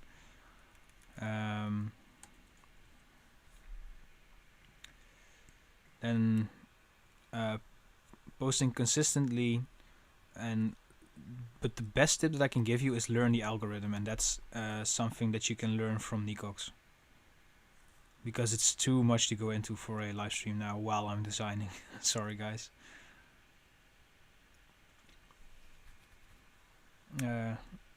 What do you have to get for Christmas? I have some stuff on my list, but if people don't know, Gabi Hoefnagel is actually my girlfriend in the chat. And she bought me like a Christmas gift, and I don't know what it is. And she says that I have been asking for it, but not on my list. So I'm really curious about what it is. So you can actually grow through the hashtags, but you have to have a good engagement rate. I think you have to get a good engagement rate to pop up in the hashtags, because Instagram algorithm, I think, has to know that you are like a interesting enough account to put it into this hashtag, I guess. Yeah, like I said, Nikox is actually the guy who can really help you with this. Clipping mask.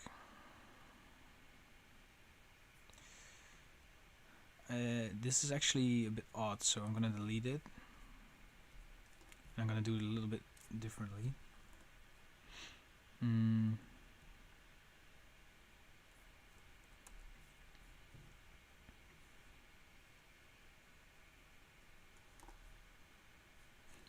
Gonna expand this immediately, so and just merge it. And now we're gonna apply the twist. Ooh, that's odd. Let's see if we can do it with warp. Ooh, wrong one. Where is it? Ah, yeah, this is what I meant. Actually, I like the difference in thickness here.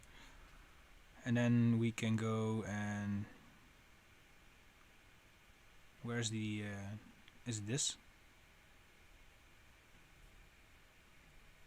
Oh, it's here at the back. And let's use this to cut it out. And now we have the first block of our poster here.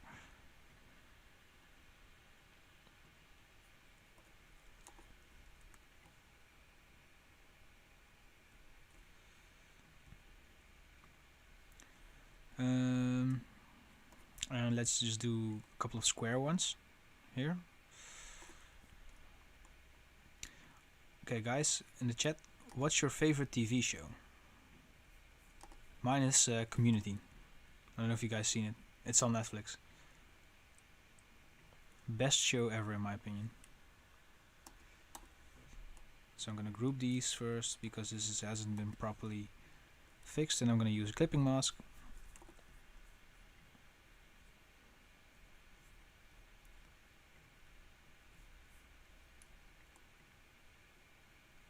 Alright. My thoughts on Takashi Mokami. That's the guy with the flowers, right? And he did like a video for Billie Eilish, I think. And yeah, it's cool. I'm not really personally a fan of the flower aesthetic, but it's I respect his art. It's cool. Ooh, Friends, The Office. Definitely rate. Support your friends. Fargo. I've seen the first season of Fargo, I think. It's with Billy Bob Thornton, right? And I loved it, but I haven't seen season 2 or 3. Okay, so now we can just expand this one like so. And maybe if we put one in the middle here. Ooh.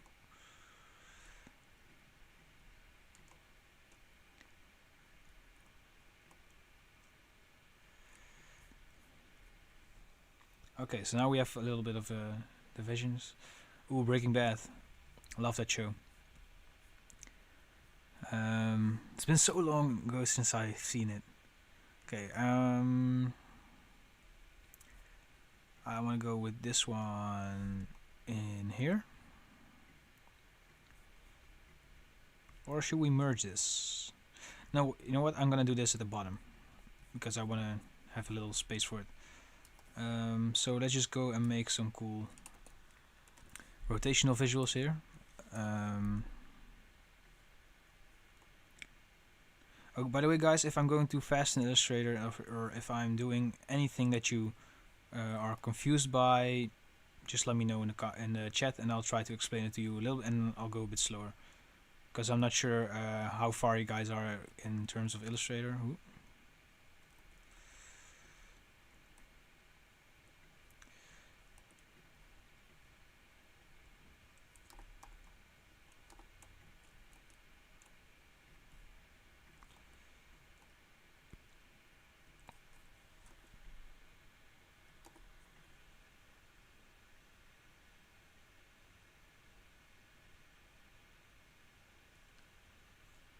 Ooh, The Mandalorian.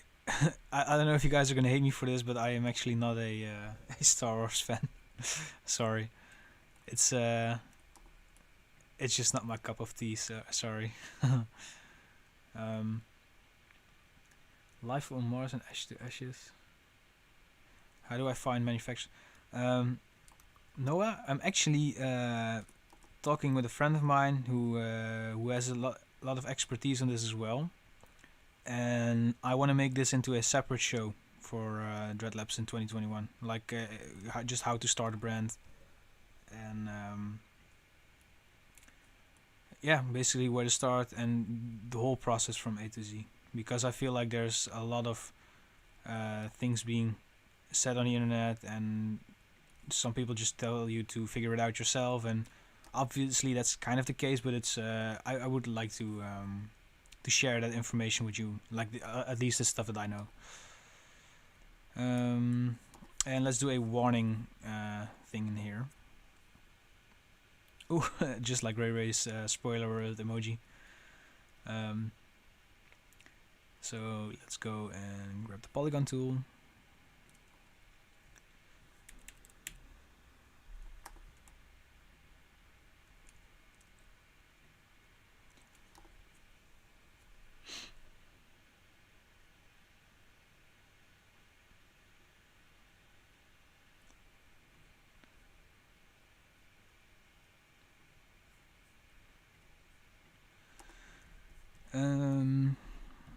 And do a exclamation mark. Wow, that is not a nice exclamation mark.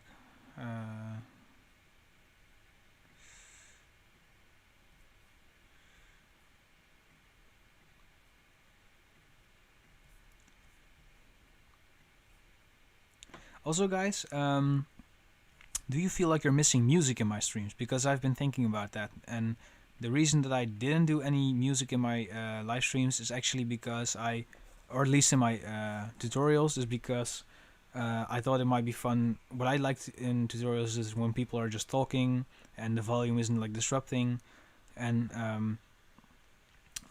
people can put on their own music in the background if they want to. But for these live streams, I don't know if it may be a bit too silent without the music. So yeah, that's something that I would take into account for the next live stream then.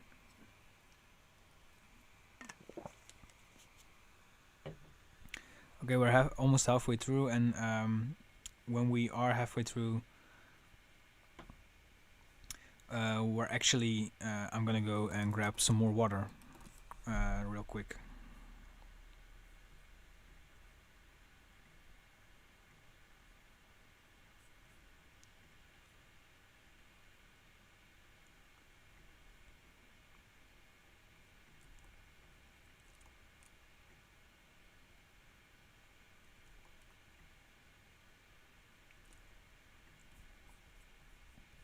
Not necessary, okay. Ooh. It's a bit too thick, right? Yeah.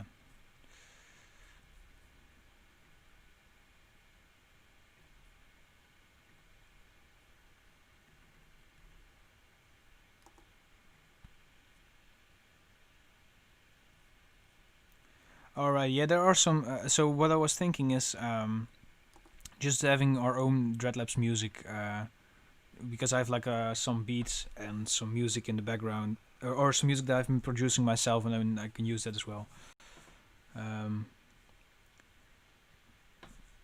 So risky, sorry. Make a cover flyer animation tutorial with Sharp. Yeah, cool. We can do some animation maybe in the future. I haven't been planning it on doing it like now, because this. Let's just do an outline version. Because yeah, I've kind of been planning this thing, but I can do it for some more videos. I'm planning to do more motion graphic tutorials. And I feel like we can just round off these edges a little bit.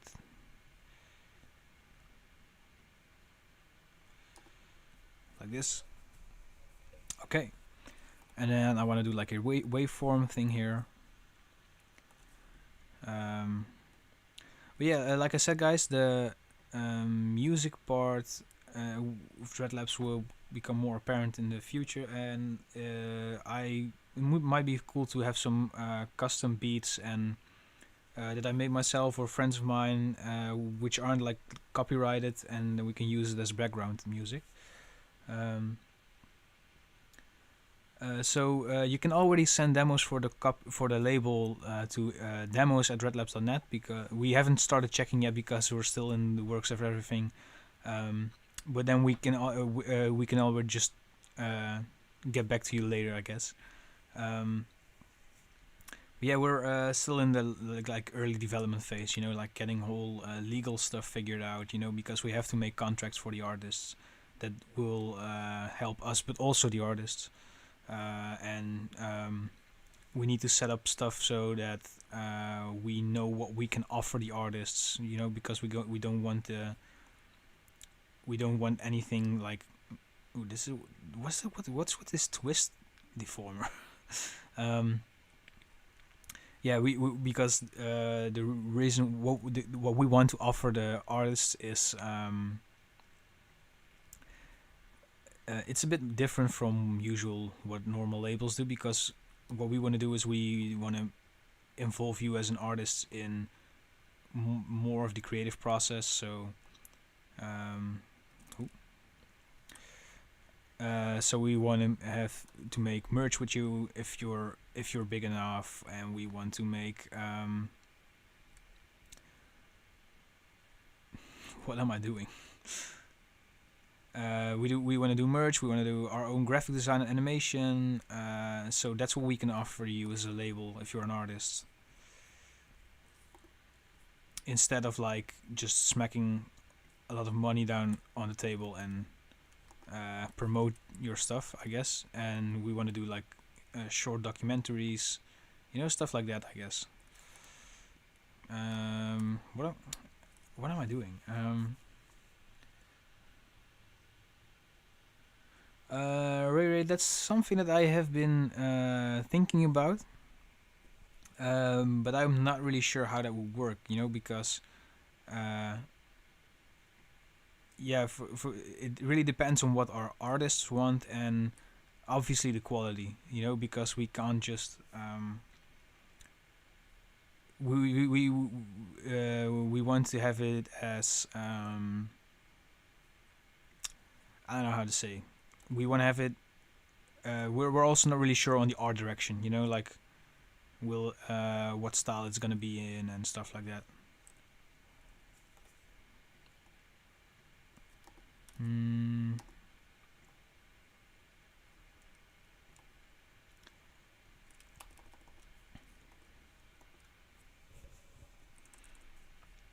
No, this isn't my cup of tea.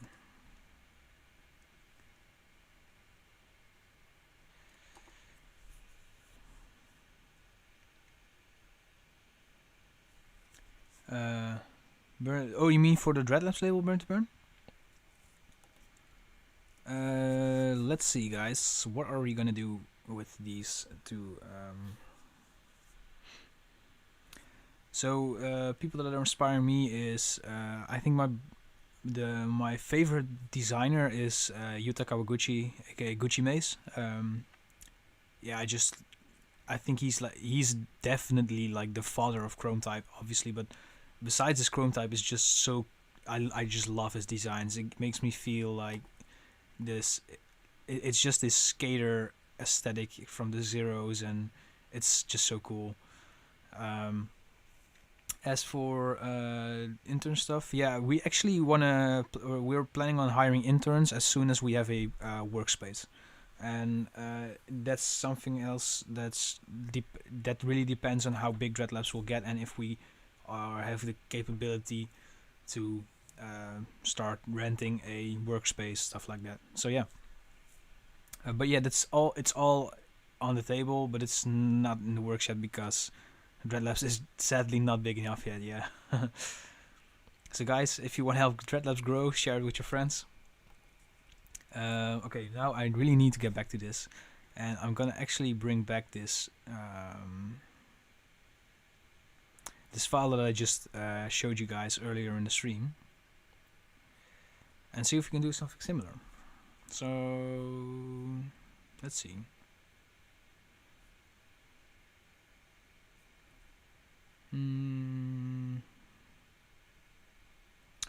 Let's do this mechanical arm, maybe. Nah. I don't want to use anything like... I want to make it myself in the stream so you guys can see the full process, because that's what I promised. Let's grab another one.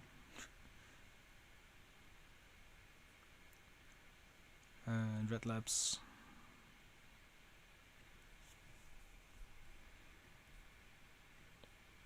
I had another one of these files.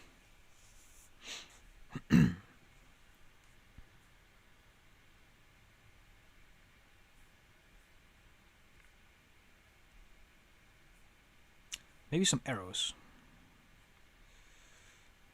So if you guys don't know, you can make really quick arrows in Illustrator like this. Go to properties and then click on stroke and then arrowheads. You scale this down and you up the weight to oh.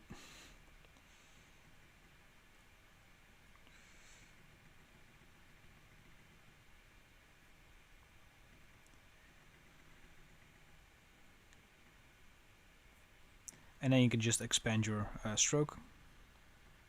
Oh, with object, expand, and then you can just merge these.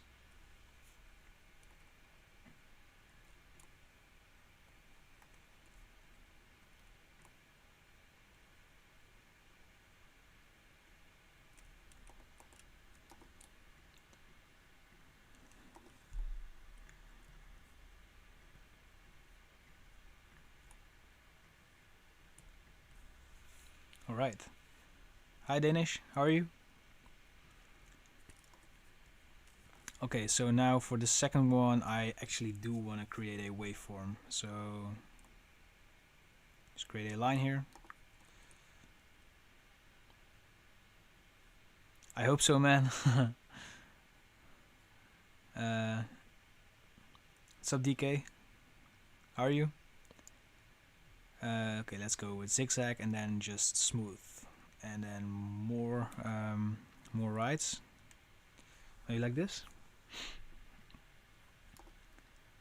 and then maybe what happens if we? Well, actually like that. Wait a second.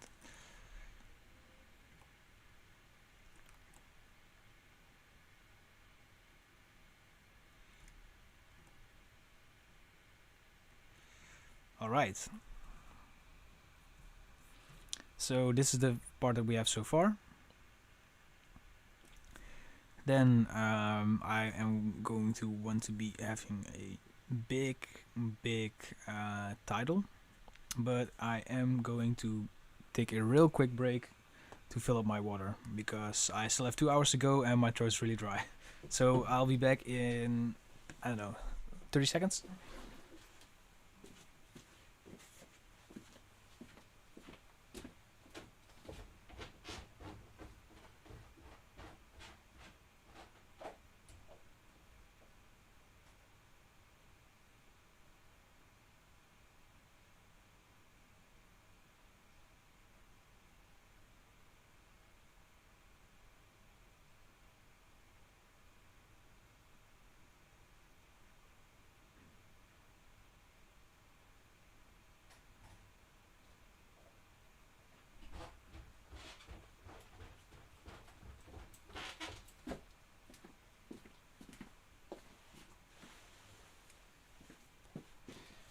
There I am. So guys, I haven't really been telling you about why I chose the Rainforest Trust actually, and yeah, I thought maybe it's good to talk about that now, real quick. So they are the most transparent organization when it comes to preserving rainforest and basically replanting trees, regrowing trees, and I think, not sure, but I think almost 100% of your donation will go to regrowing the trees instead of comparison to Greenpeace or stuff like that. So like, they're not really transparent with what they do, you know. So it's a bit, how'd you say? You don't know where your money is going when you donate to them, I guess, you know, because they do like a whole lot of other stuff. They have people to pay, and some, like, I'm not sure which of these, but a lot of CEOs skim like a lot of the top and they make like a really big salary when it's really odd because, you know, they ask you to pay to help for regrowing a forest, and then their CEO is really rich, and I'm like, couldn't you as a CEO just get a lower salary and just pay as well or something, you know? and I feel that's really and yeah, I just checked out in Charity Navigator, and the Rainforest Trust had a really high rating, so that's why I chose for them. Okay. Let's see.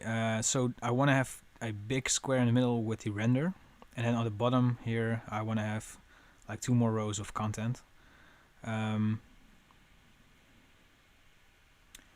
Let's see what should we call this.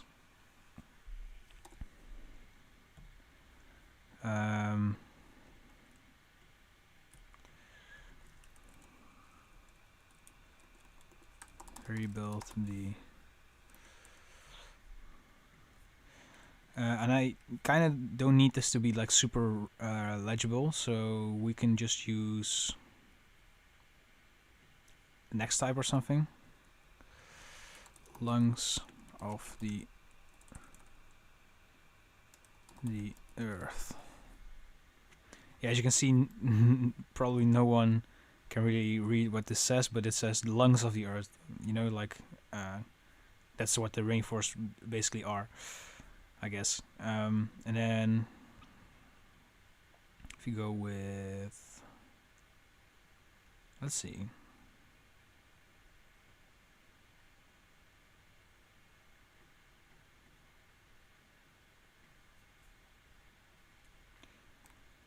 Maybe like this, and then in the middle. And then maybe if we warp them a little bit, so... Oh.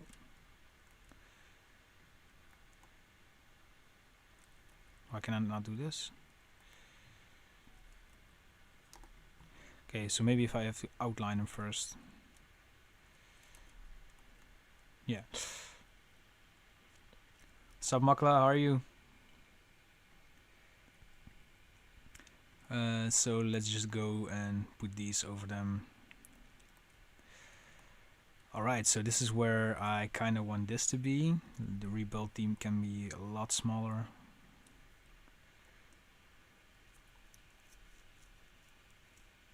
Oh yeah, sure.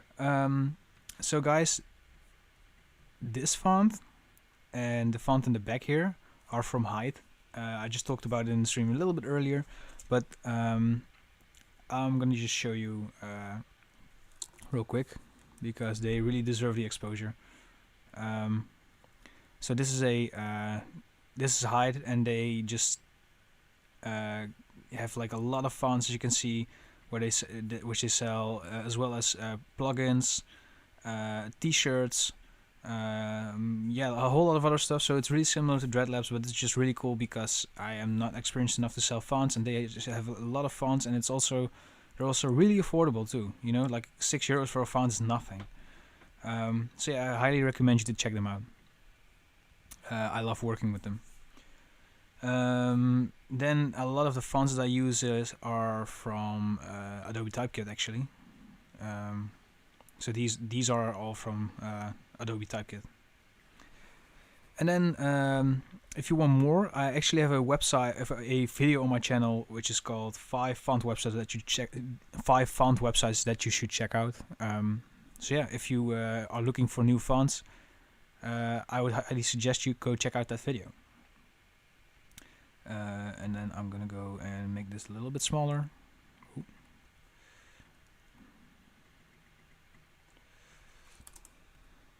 Nah, leave it like this. Okay, I'm gonna go and grab this and put it in an ellipse. And then, wait, no. I'm gonna go and grab a star.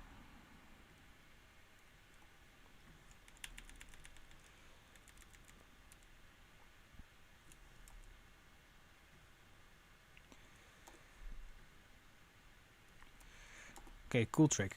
If you haven't seen my rotational shapes in Illustrator video, I just use my pen tool and put a little dot in the middle here. And then I'm grabbing my twirl tool.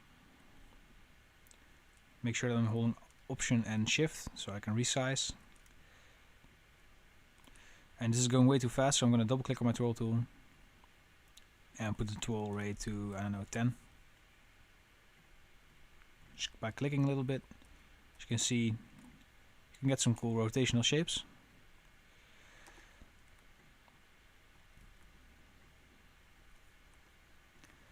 Grouping these. This on the background here. And this is really unclear now, but I'm going to put this into Photoshop in the last hour, and then I'm going to show you what it's going to look like. And then I'm going to go with the bottom here.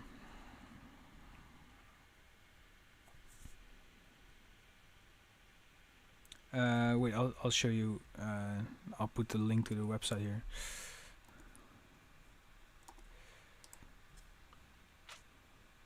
As for starting out a luxury streetwear brand, where to start? I guess if you were starting a brand, I would just firstly check out, okay, who are the people who will be buying this? What do they do? So you make sure that you know your target audience. And then I guess suggest looking into design, like what materials are you going to use, where do people manufacture these materials. So a good way to check that out is Alibaba.com. They have a lot of manufacturers from all over the world, and then you can just connect them, talk to stores. I think this would be the good first steps. And also maybe check out Reddit Streetwear Startup. There are a lot of people there who are working on their own streetwear startup, so they might be able to help you out.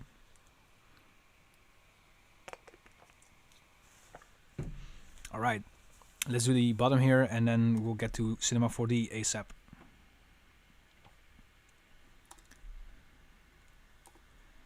Let's just put this in this box.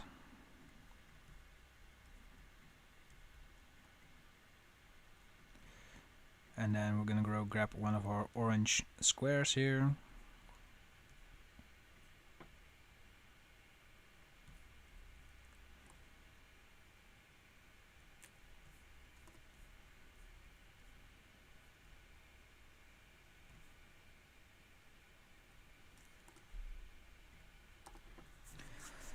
Alright, and now for this last thing I want to add a smaller text, so I'm gonna go with Nimbus because that's like the Dreadlabs brand font, I guess.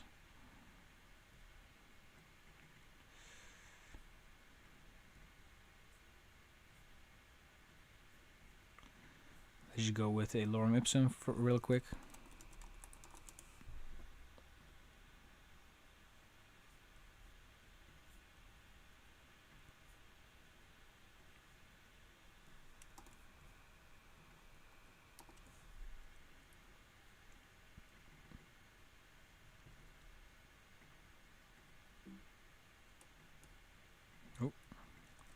Need to select it to affect it in Illustrator, obviously. Okay, we should probably go with one how'd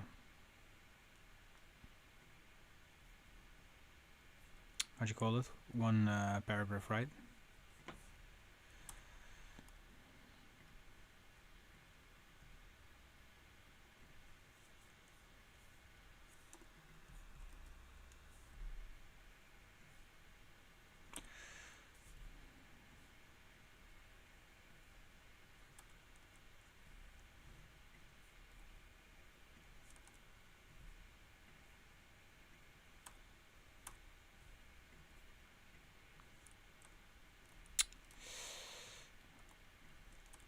Okay, I'm doing something stupid here.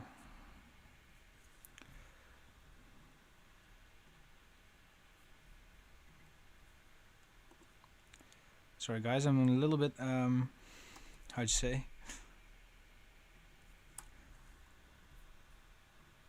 Not really looking at what I'm doing here. So gonna do this all over again. And now we should be fine. Cool. And now we have a really big, because we're gonna use this typeface in the middle here as like we're gonna use it over our render. The fonts, the link that I just posted in chat, it's one of the fonts websites where I got them. Hi. And then if you want more, I actually have a video on my channel with 5 font websites that you should check out. These include free font websites as well. Okay, so we have a middle part here, and that's about 800 by 800. So let's just open up Cinema 4D.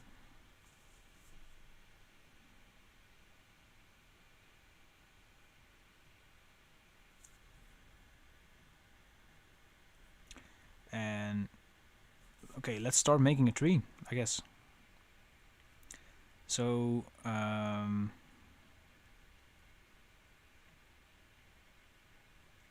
let's start with a cylinder and make the radius like 100.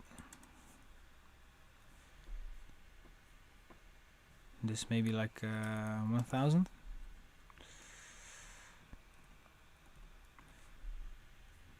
Make it a little bit wider. Okay, and now we're gonna go and grab a bulge.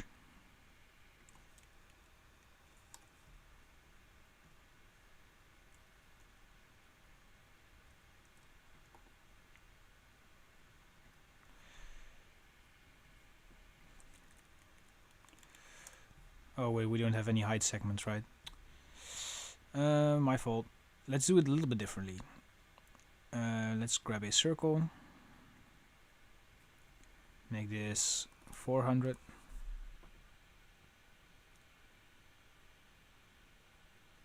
Oh, nice. How is the book? Because I've been loving mine so far as well. Okay, so I'm gonna go and grab a few circles.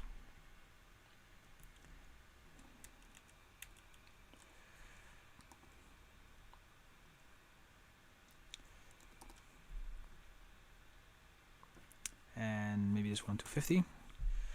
And I'm gonna put all of them in however you pronounce this. Wait, is this a correct one? Oh wait, no, we should use a loft, I think. Yeah. Alright. Do you suggest any design books to read? So the design books that I buy aren't really like tutorial based with information, more like inspiration based. But I actually also have a video on that. I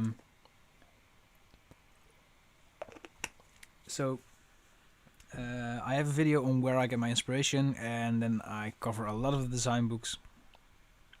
So some of my favorites are Rave Art, the Masala Noir books, and the entire history of graphic design, Volume 1 and Volume 2. Alright, so this doesn't really look like a tree. And I'm gonna go create a material for that. And we're gonna give it a bump with a noise texture. And let's go with over. And make this really stretched out. And if we make this, alright, starts to look like a tree a little bit more, I guess.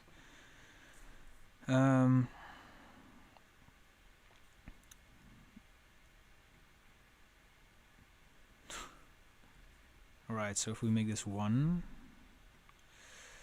make it a little bit higher like this. And then this should be a little bit more. Still doesn't really look like a tree, but we're gonna add branches now. So I guess we should just go and draw some random branches out.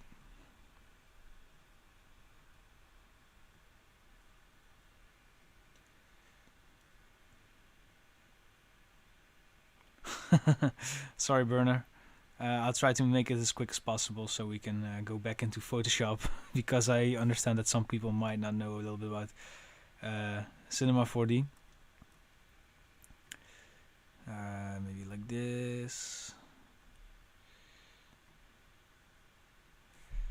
Alright, and let's go and make the spline a B-spline.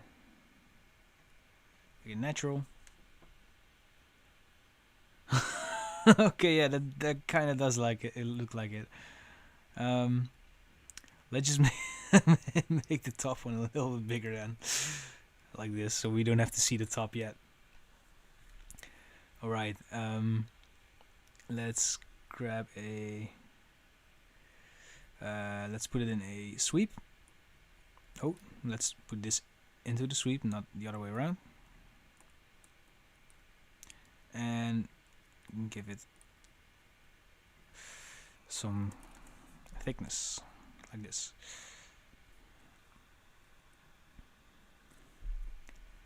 And then we'll go into the object details and make it scaled down towards the ending. But because it's a plant, I feel like we should do a little bit like this.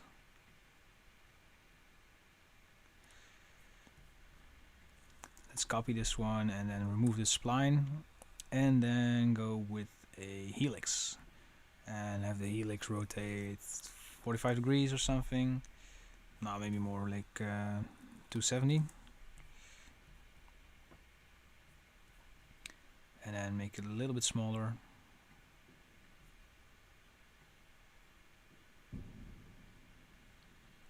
I don't know if you guys could hear that, but there's people lighting off fireworks here.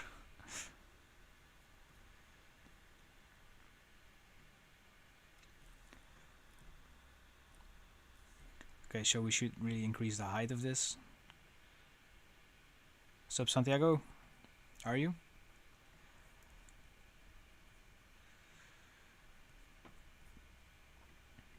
Branch 1. Okay, so we'll call this the base of the tree. Call this branch 2.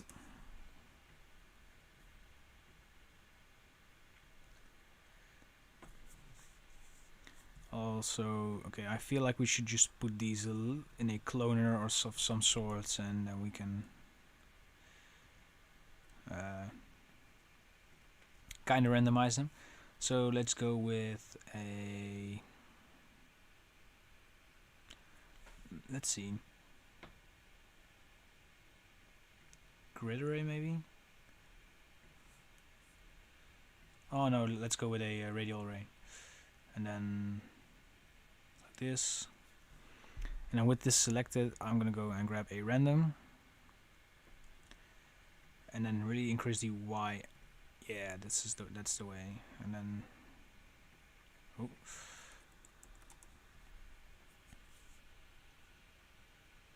Thanks, Heeks. So Jovik, I am 24 years old. So and I'll be turning 25 January 6th actually. So that's pretty soon.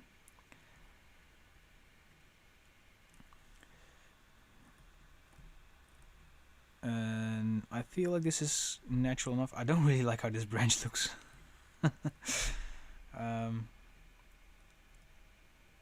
This should be a little bit smoother.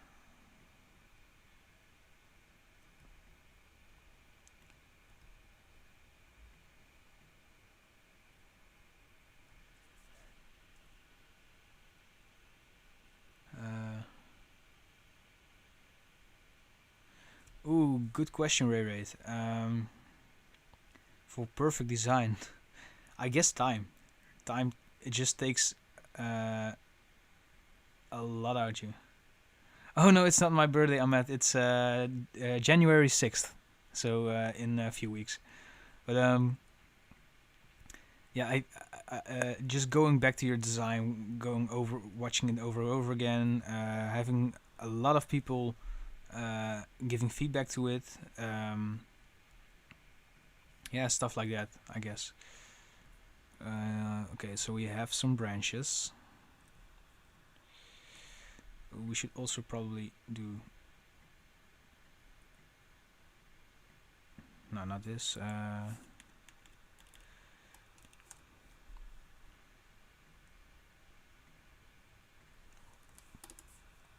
Alright. So let's just put all of these also in one group called branches. And we'll give this the same material. And as you can probably see a little bit, the branches are kind of starting to look a little bit more like a tree.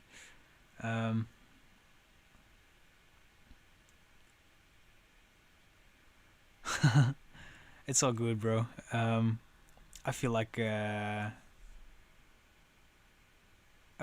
actually, Burn It to Burn. You heard it here first. It's gonna release the 8th actually. So my birthday is on a Wednesday, and that Friday I will release the product. Also, really good advice here from Heeks PSD. Because if you, I had the same problem with when I was producing music. So if you produce music and it's and you're just like listening to the same thing for 5 hours, maybe even longer, you're just gonna you're not gonna hear if it's good or bad anymore. I guess, if that makes sense. So really good advice there. And now we're gonna go and increase the count on these and grab an effector, random effector that is.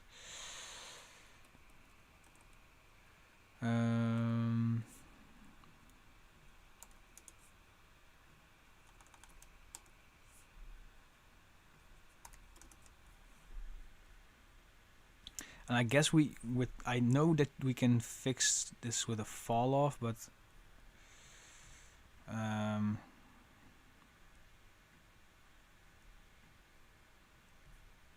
let's just increase the count here. I kind of want to make the tree look like acidy. My birthday is the 6th of January.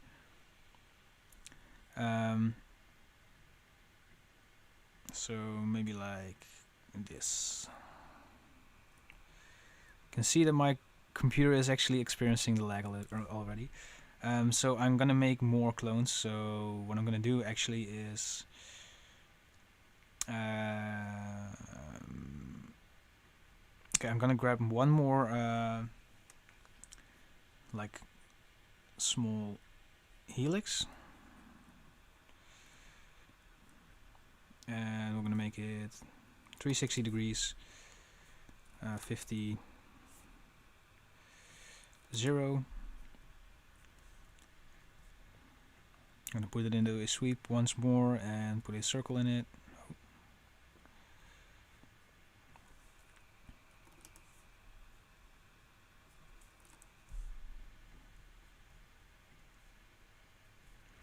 And then putting in the last cloner here.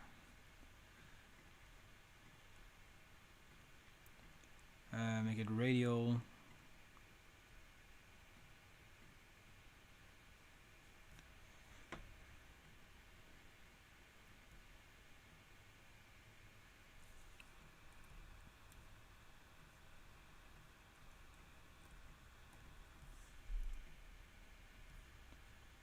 And increase the size of this helix a little bit.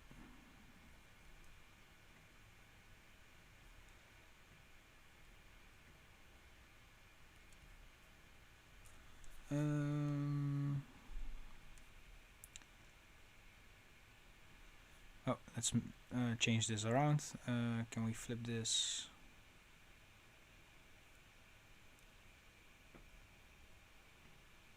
Oops. Like this. Alright. And now I am going to increase the count by a lot.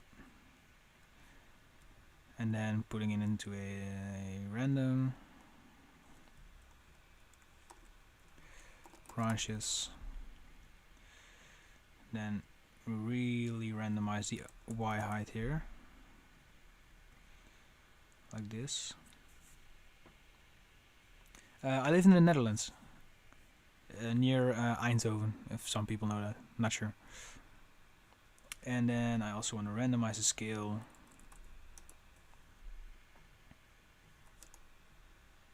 Okay, this doesn't work. No,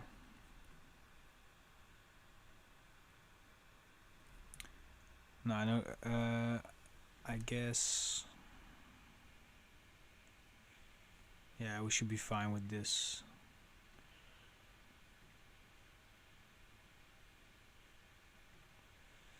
Smaller. Let's call it smaller branches. and put it inside the branches folder. And then we can call this leaves. How much time should I spend on a single project before switching to another? You mean music-wise, or producing-wise, or maybe like project-wise? Because for freelance, it really depends on like how much you're getting paid and yeah, all that stuff, I guess. If we just take a quick peek at this, you see that this isn't really. Let's scale this up.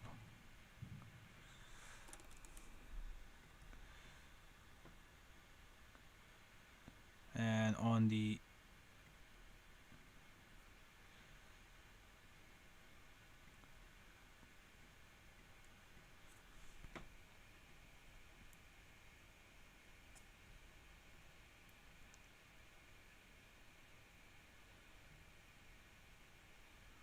alright. And now I'm gonna go and grab a material and have it bump with like another noise, but then let's see.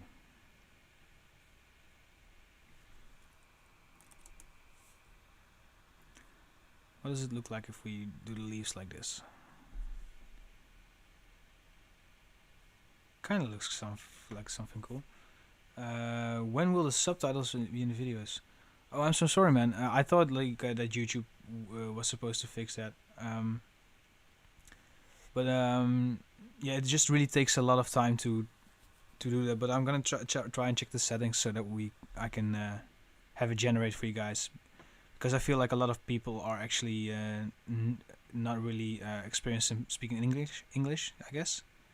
So and I want this channel to be for everyone.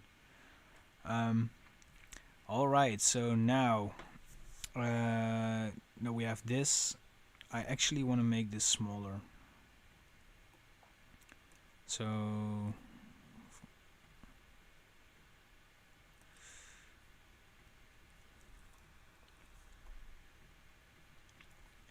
if we move these down,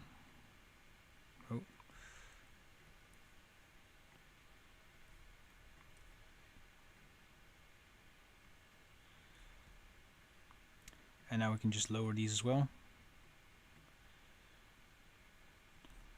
And in the random here, we need to make this a little bit lower, because I want to have these in the top, the bigger branches.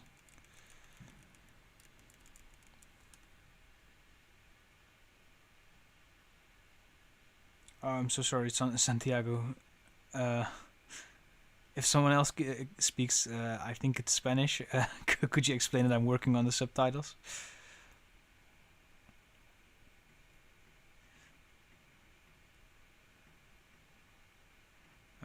Oh, here in the smaller branches, we need to lower this.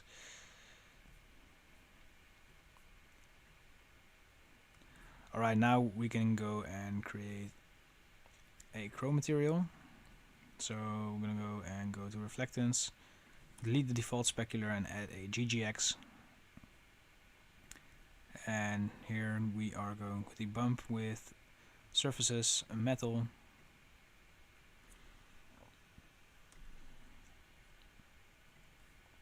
And we're gonna make the tree trunk. Oh yeah, we're gonna go and, with the tree trunk here. And we're actually gonna copy this shader. I'm gonna go into this and create a layer and paste the shader in, and then make it multiply and replace it. As for this one, I'm gonna do the same thing, but I want to have it. Thank you so much for helping me out here. I just, that really makes me happy that this is happening. I don't know, it's really wholesome. So we're gonna make this a transparent material and make it green and refract it a bit.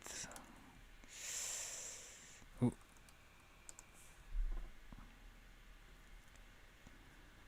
Like this. Right, and now we're gonna need a sky object. And I'm gonna create a new material. And we want this material to illuminate, so we'll click on luminance and we'll load in a texture. And I think we're gonna go with like a cool iridescent texture. So I have a shiny pack from Black Market, and they have all these cool like shiny, I guess they're stickers or something. But yeah, you get some really cool material of that. And if we open that in Cinema 4D, and well, yeah, I'll just show you what it happens now. And if we give that to the sky, and let's just do a really quick render.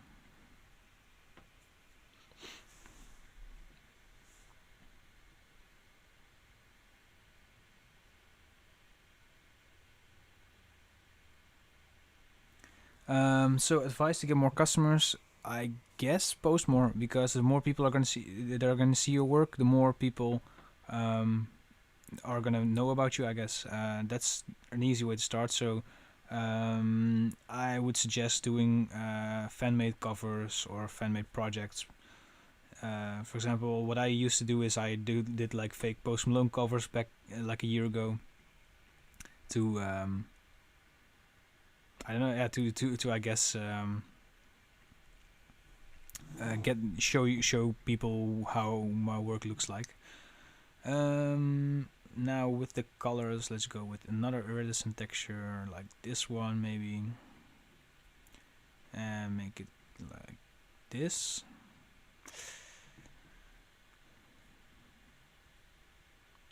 And then I wanted to do something different here. Okay, firstly I want to go and create a compositing tag here so we can make the sky invisible for the camera. Then grab a camera.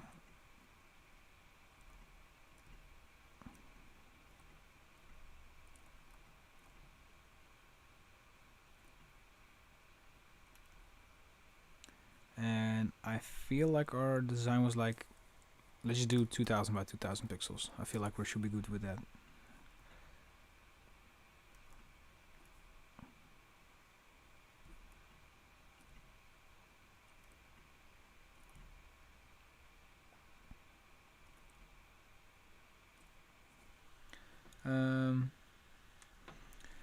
And there was something else that I needed to do with in terms of the material, and I can't remember what.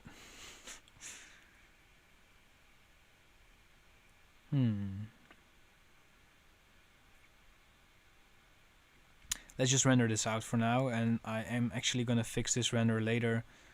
I'll do it in a time lapse or something, because we have an hour and a half left, so 90 minutes, and I want to use those 90 minutes. Wait, am I saying that correctly? Yeah. Wait, we have 30 minutes left. Wow. No. We have an hour. We have 90 minutes left. Sorry.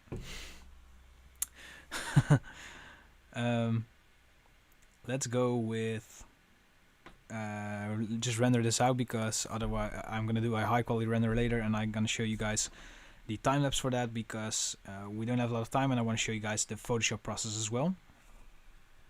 So let's go and call this tree, and the settings should be fine for now. And in the meanwhile, let me save this up in Illustrator as well, poster base, and I'm going to show you guys the render. And in the meanwhile, I'm going to take a quick bathroom break. Be right back.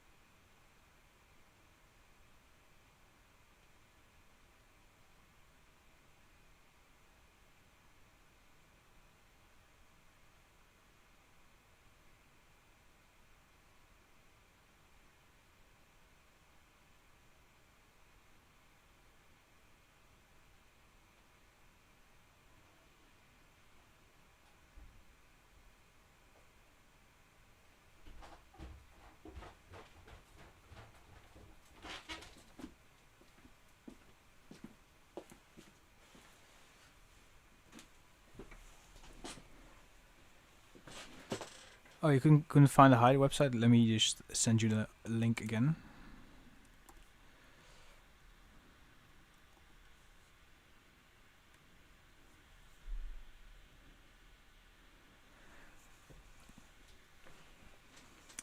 Yep, rich kid needs to pay up. His his logic is, yeah, I didn't like the cover, but you don't go to a restaurant, eat the food, and then say, I want a refund, right? Oh, I like how these green balls are turning out. These leaves, I guess. But I'm gonna do a re-render of this because I really don't like how the trunk is going. But I'm gonna do that in another live stream. Also, guys, if I don't know if you've noticed, but behind me here are Dreadlabs t-shirts. You can get them in the web store as well. And if you order a Dreadlabs t-shirt between today and December 31st, you'll also donate to the Rainforest Trust Fund. As well as if you buy something in the Dreadlabs web store between today and 31st, or donate to the Rainforest Trust, or on the Facebook fundraiser of my Rainforest Trust. So if you go to dreadlabs.net/donate or send me proof that you donated to the Rainforest Trust, you'll get the chance of getting the full Dreadlabs design asset package worth over €50 with all of the Dreadlabs packages that are in the web store, as well as 2 unreleased packages, Dread Shapes Volume 2 and an unreleased plexiglass render package as well.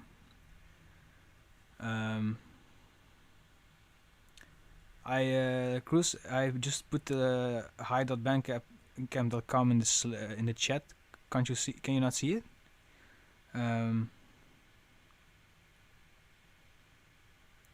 Because I think I just posted it in the chat. But it's hide.bandcamp.com. Anyway, alright, let's just go into Photoshop here. And okay, the usual way that I go about doing this is, firstly, I am going to select all of the orange squares, also the locked ones, and hide them. Then we have the outer like rectangle here, that's also locked, we can just hide it as well. And now we kind of have what we want, right? So the first thing is, so I want all of these to be different. So what I'm gonna do first is, or I wanted them to be different layers, sorry.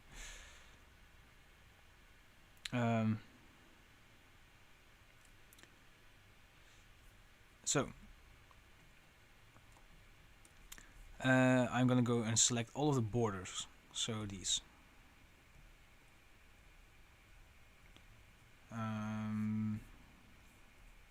So this one, this one, this one, this one, and let's be careful here.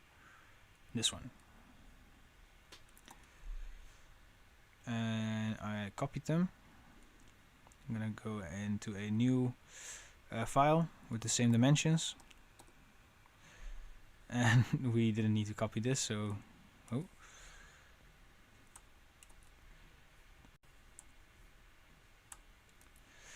okay. Okay, this is one compound path. I thought it was. I thought we had a an edge here. Did I not? Ah, we had the clip group. So if we copy this, let's just close these up. I'm gonna close Cinema 4D for now because it takes a lot of my CPU, I think.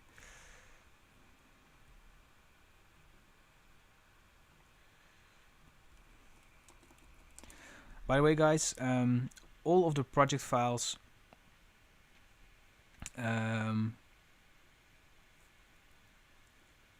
blocky, what do you mean, Burn? What do you mean with blocky DL?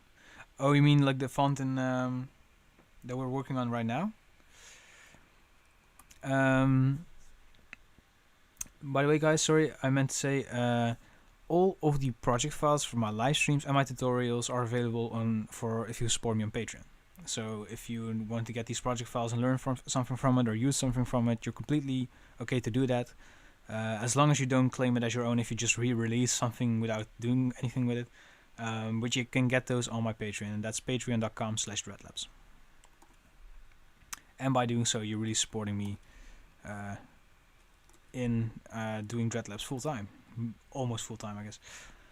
So okay, now we have the section here, and what we can do now is select everything, and we're gonna just save it as poster outlines.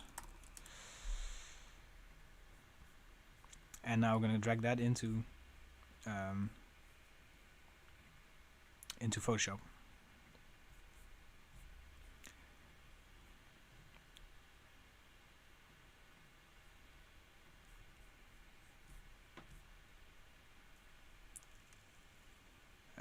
Let's see, where are we?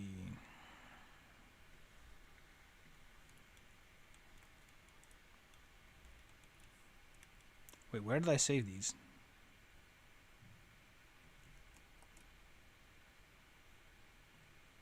Oh, okay. So I need to move these first, sorry. Go to Dreadlabs, graphic design, and these need to be here. And I'll drag in the poster outlines. And before you just click OK here, make sure that it's cropped to media box, and then it will automatically fit into your file if they are the same size. So now that we have this, let's just make some guides. And I think if we let's just do this a little bit differently, because I feel like we can just make guides if we just select all of these like this, paste them in as shape layer, and then we can go new guides from shape. Okay, just grabs the other ones, sad. And if we use this path, and no, sadly not. So let's just go and grab it in and paste it in as a smart object.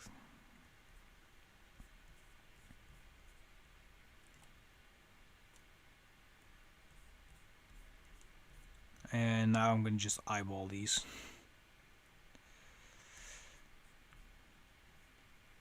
And that's because of the sake of the stream. If this would be for a client, I would just do this another way.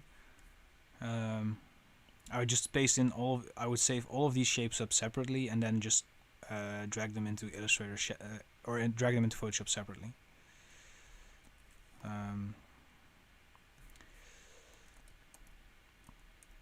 Actually, you know what? I'm gonna do that just to show you guys the good way to do this. So I'm just gonna copy the top one here.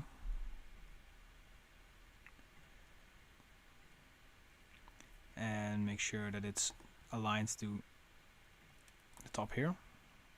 So now we have the top one here. And let's rasterize this layer here.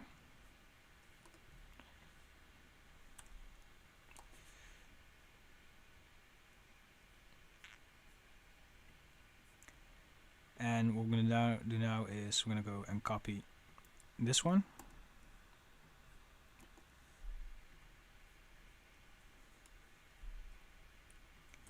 Wait, let's just go with this one. And now we're going to go and hold Alt while we deselect this. And now we can align all of these shapes properly, I guess. Sorry guys, this is a little bit boring what I'm doing now, but it needs to be done to do this properly. Where can I get all those figures that you use for the... with figures, do you mean like these, or and if so, you can just I have a lot of tutorials on how to do them in Illustrator, but I'm not sure if that's what you mean.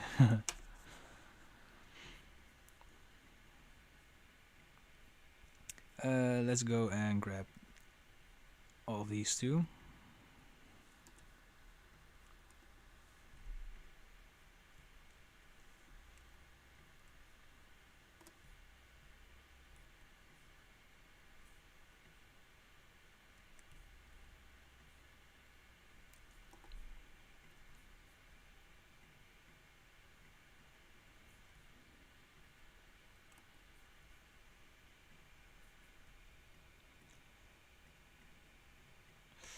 Alright, so now we have the squares here. Oh, this is...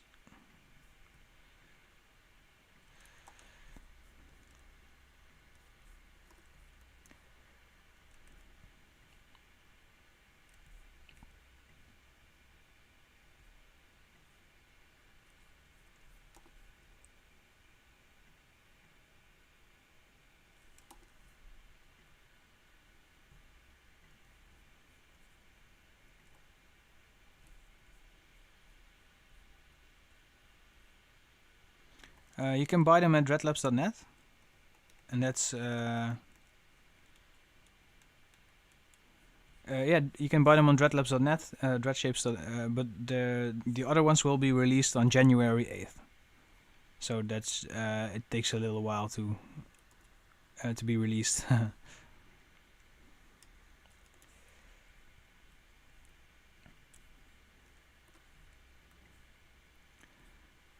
Again, guys, sorry this is a little bit boring, but I'm gonna show you the fun part in a little bit.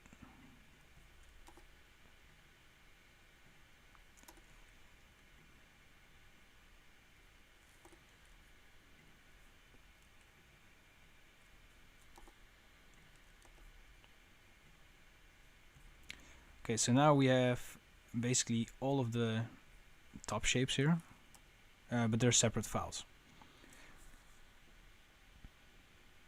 And you can also make them yourself too, and I have a lot of tutorials on that on my YouTube channel. Let's go with this one. We're gonna split it up, so we're gonna just make something fun here first, otherwise it's gonna be really boring me importing all of these. So okay, so we know we want these to be separate, so let's go into this and grab the one at the back here first, and oh, didn't mean to do that.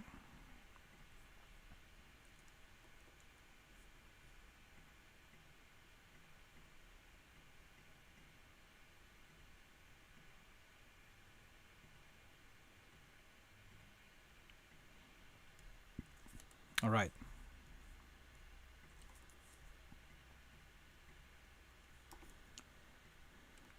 I'm gonna call this Dreadlabs title. Sup Loki, hi, how are you? Okay, so and we're gonna go and Dreadlabs type back. Okay, I'm gonna show you guys some chrome type techniques. Let's go with a color overlay first. Let's go with the Dreadlabs purple and do an bevel and emboss, and I just reset this to default so you guys can follow along a little bit. Lower the depth, up the size. I don't know if this is standard, by the way. Make the gloss contour like a standard one, and rotate so the little circle thingy is like somewhere at the top. Maybe like here, and we can soften this up a little bit and then make it a little bit smaller. So yeah, guys, have a little bit difference here. So there's a highlight and a shadow here.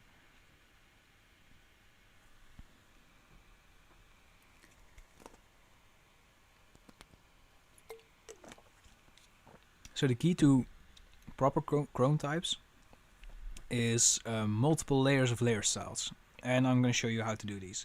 So we have one layer here now, and I'm just going to duplicate it by pressing Command J, and I'm gonna clear the layer style.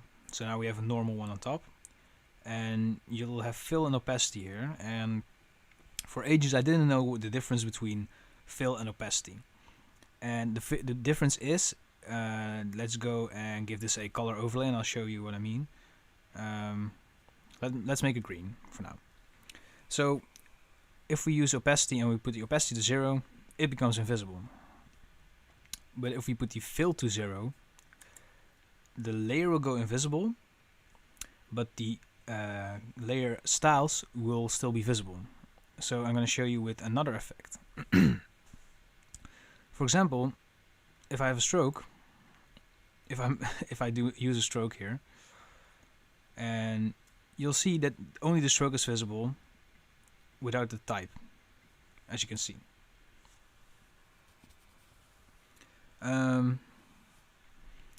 So let's just remove these for now and go and add another bevel and emboss. And here is where the chrome typing can get really fun, because you can experiment with these a lot if you know how to use it properly.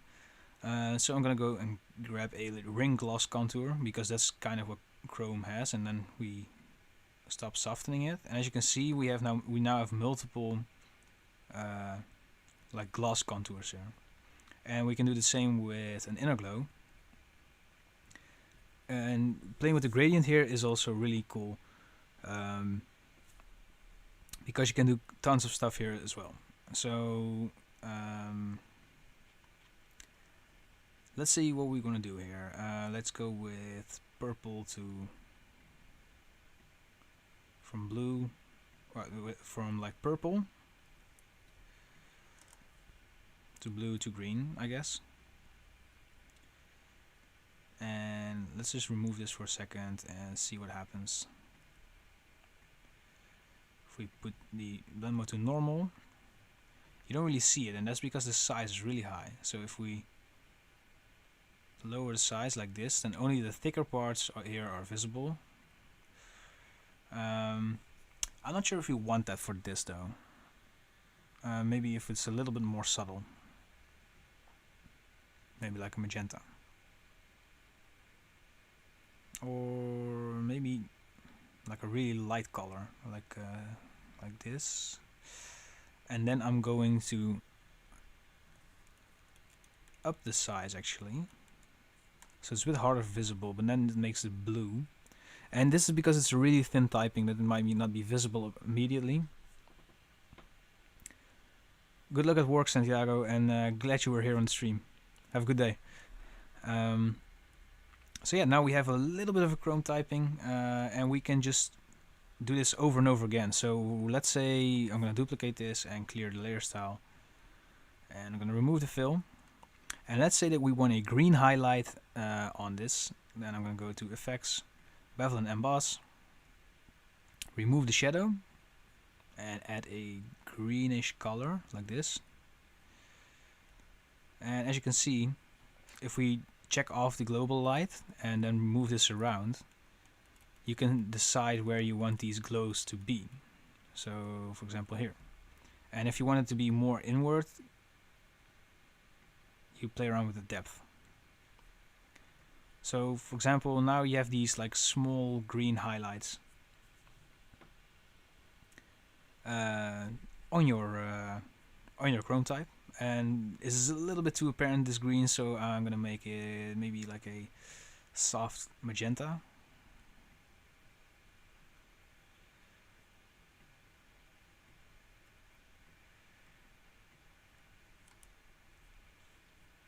And then maybe lighten it.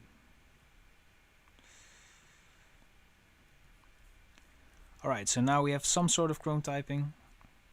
Let's grab the other font. And what I like to do with like these more of like thicker fonts is, a lot of people don't really use layer styles for them, but actually I like to do some layer styles. And this is where playing with the inner glow actually gets really fun. So if we make this like super bright green, and then we'll make this the Dreadlabs like lime green. And then we're gonna add a bevel and emboss, make this soft and white. Maybe lower the depth a little bit. And in the gradient here, let's just grab a little darker green for the edge. Wait, no. I'm gonna do that a little bit differently. We're gonna go and grab a inner shadow and lower the size like a whole lot. Yeah, as you can see, it makes it a little bit more 3D. So guys, another question for you. Let's see. What's your favorite album of 2020? Like, what has been on repeat of you this whole horrible year? Let's call this Dreadlabs type front. And what I'm gonna do now is I want to play around with like the back and forth of these. So I'm gonna grab these 3 in the back here and convert them to a smart object and call it Dreadlabs back. And I want these to be rasterized, but I want to still be able to edit them, so I'm gonna convert them to smart object 2. And I'm gonna go hold command and select my type behind this. Wait, I'm gonna go grab a mask first. And I'm gonna just paint in some parts of this here at the front. So make sure my brush is at 100% opacity.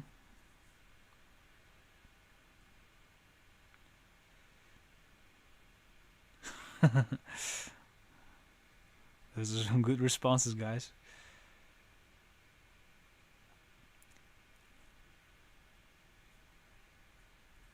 I actually haven't heard like the Nothing album. I heard a lot of people talking about it though. Okay, so what's cool here is let's make the brush heel really hard and then like fill it in here. Like I'm gonna remove the smoothing, but then like it makes it look a little bit more like 3-dimensional.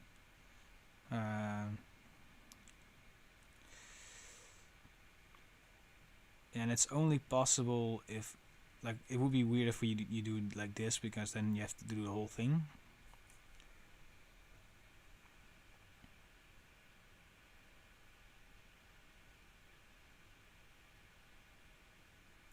What's wrong with the big day? Why did it flop? I'm not sure. I haven't heard it.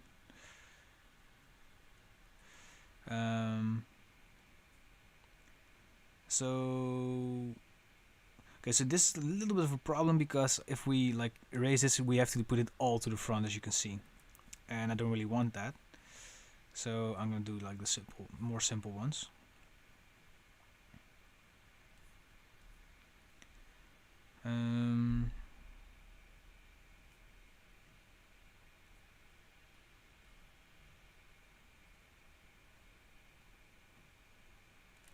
Okay, so now we can do this here, and then like this. So like it looks like it goes like through, I guess. Yeah, you know what I mean.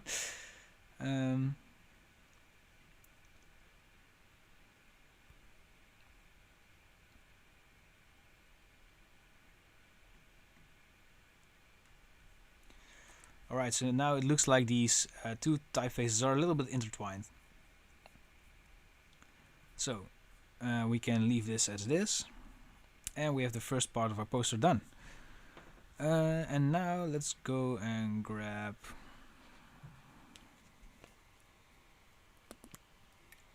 a sip of water.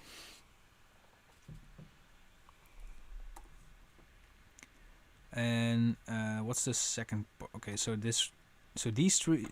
all of these can be just pasted in, now that I'm looking at them.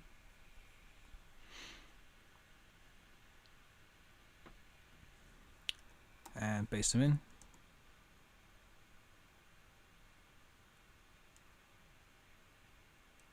Oh, that's sad. Let's see, and we can just align this properly. And I feel like we should do this in a bright green color too, like this.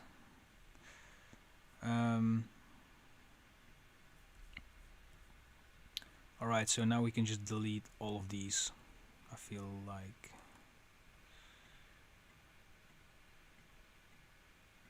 What's this? Oh.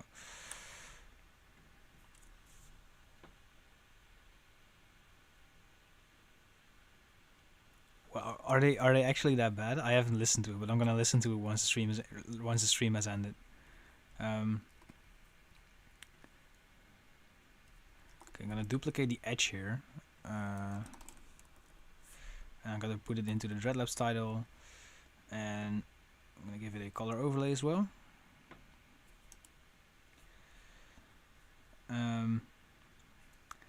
So let's do some quick tips on how to like properly texturize these shapes, because it's a little bit boring if they are really like clean.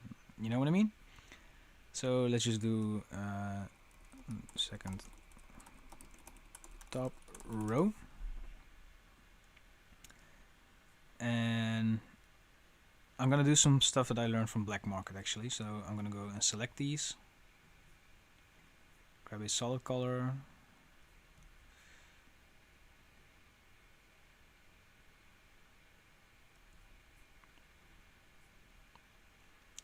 and now I have a color fill with a mask that are these like shapes. And actually what I'm gonna do as well is I'm gonna go select the edge, and I'm gonna fill that in here too. So then I can just delete the edge here, and now I just have one of these. So second top row, and let's just go in here, go to filter, blur, box blur, and if we just increase this to about 3, you'll see that it's starting to get kind of blurry. But if we press Command L, which will bring up the levels menu, and this is all still in the mask by the way, so we're editing the mask, we can increase the I'd say we can increase the values here so that the lines will get a little bit thicker and the ink bleed is starting to come through. So now I'm going to just go and grab both of these, hide them, or hide the bottom one and convert it into a smart object. And now I'm going to go and displace the map, use a displacement map here. Oh, and I'm going to show you how to create a displacement map, because I want to do everything from scratch, so no tools. So I have these photocopy textures here from Texture Fabric, and let's see which ones we're going to use. Let's just use this one. I'm going to open this in a Photoshop file.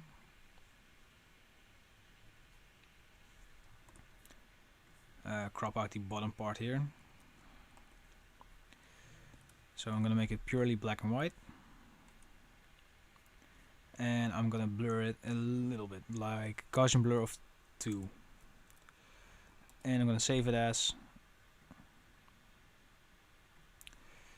displacement texture. Oh, I have to save it as a PSD. That's the most important part.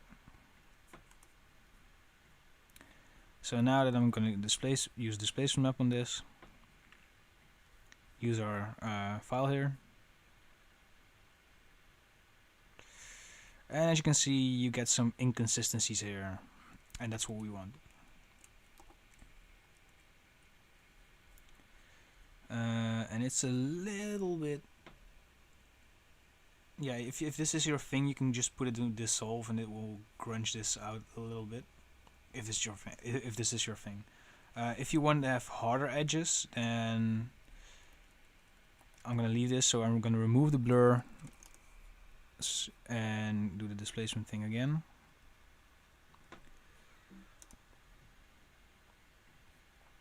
And now it will be a little bit more raw, as you can see. And actually I like this better, but I'm gonna make it a little bit more subtle. So with 5 and 5. And let's just make sure if it lines up with our, yeah, it lines up. Cool. Now we are going to do the main part, which is the tree. So let's bring in the tree.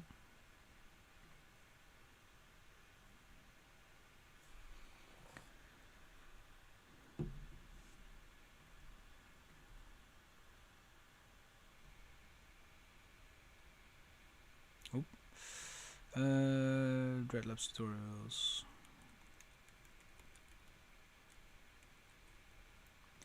And let's bring this in. It's a really ugly tree.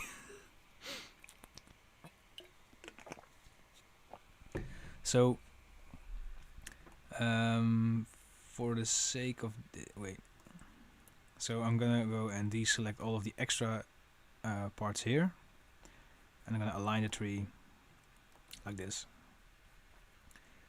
And I'm actually going to group this tree and grab our selection tool. As you can see, it's a little bit in between, so I'm gonna go and select the full I'd say the full rectangle instead of the edge of the rectangle.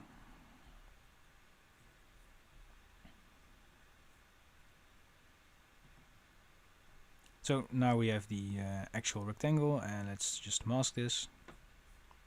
Alright. Let's just call this tree, and what I want to do with this tree is I'm gonna just make it into a weird distorted texture, I feel like, and then I'm gonna improve the render later because I don't really feel this. And this is that's what I like about design. You can just I didn't know upfront that this would be like a perfect I knew upfront this wouldn't be a perfect session because the design process is never perfect, you know what I mean? Let's just twirl it like... No, we're gonna liquefy it actually. Let's go filter, liquefy, and go with the twirl tool here, and up these values. Higher, higher.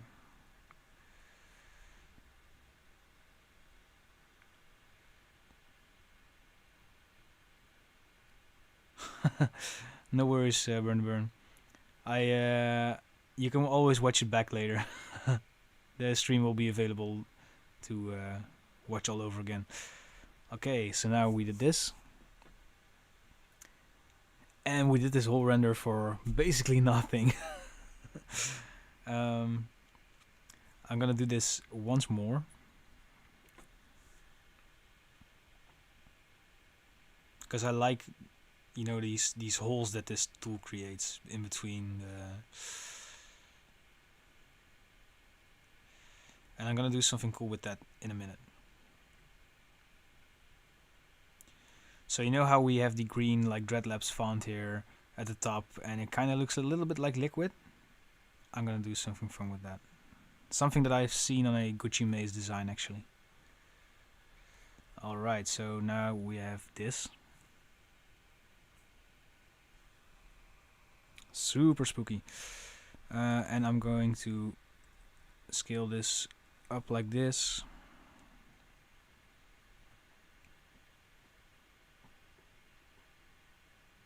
I just love destroying things that I made. It's so fun. Okay, I'm gonna go and convert this into a smart object. Because even though I love destroying, I love non-destructive editing more than I love destroying. And maybe like this. But then I want to mask out all of the stuff that's happening in the top right here.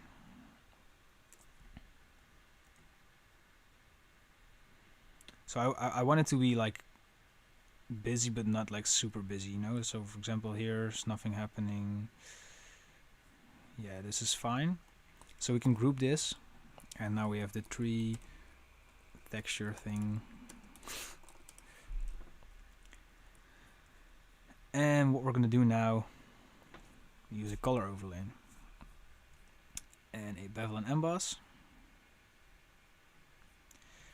And I'm just gonna go on to unsplash.com, Let's see if we can find some droplets texture.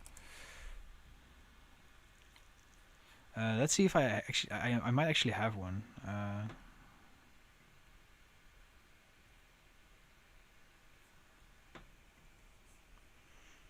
Let's see. Oh yeah, this is what I mean. So this is a picture of like water droplets or something.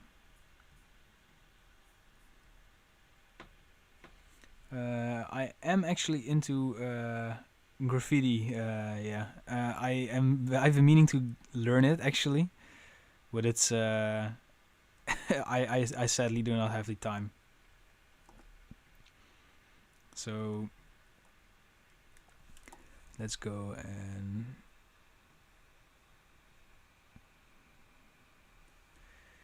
do it like this.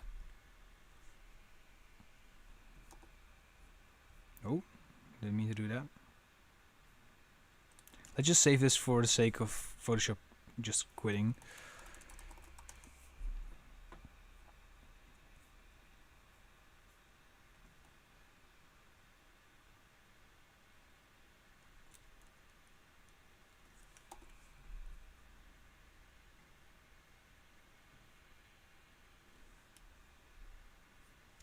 And we're gonna go group this and call it raindrop texture.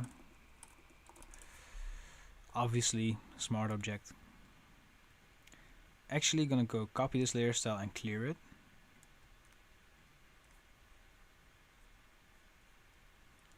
And then duplicating it again and removing the fill.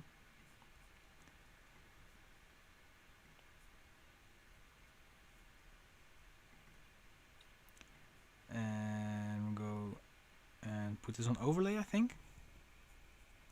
Oh wait, the blend modes don't work if we do it like this, so and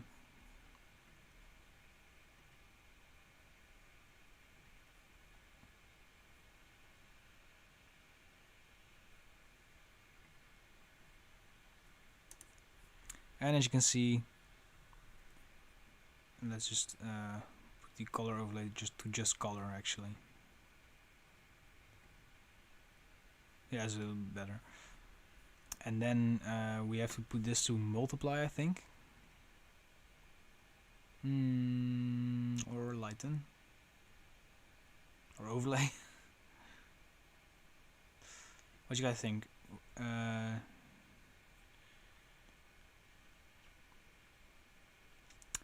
Let's just do it with normal actually.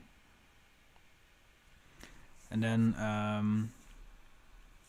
what I do want to do though is I'm gonna go grab the texturing here, and I'm actually gonna rasterize it or merge it, and distort this once more with a twirl.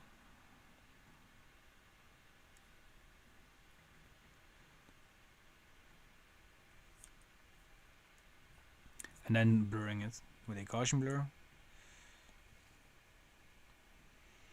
so that we have like a mixtured background texture, I guess, as you can see. And then we grab a gradient map,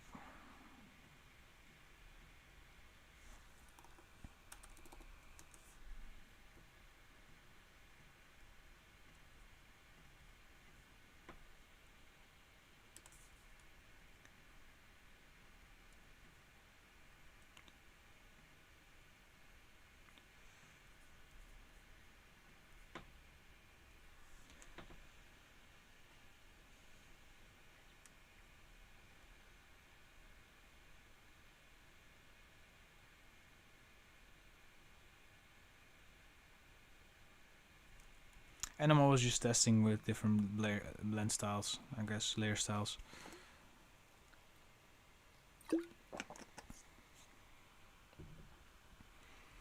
Alright, so now that we have this, I actually don't really feel this raindrop texture, sorry.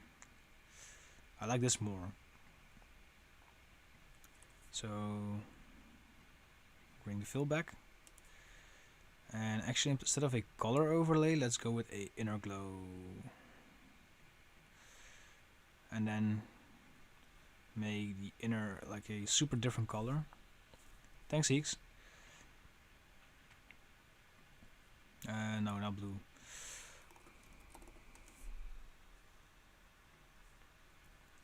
And now we can actually increase the size.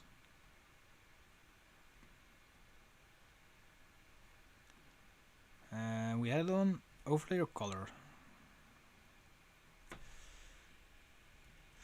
What if we go with difference or something? I like this.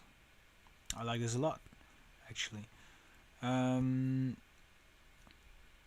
Alright, let's go with the middle typing then. So the first thing is the back shape. So let's just paste that in.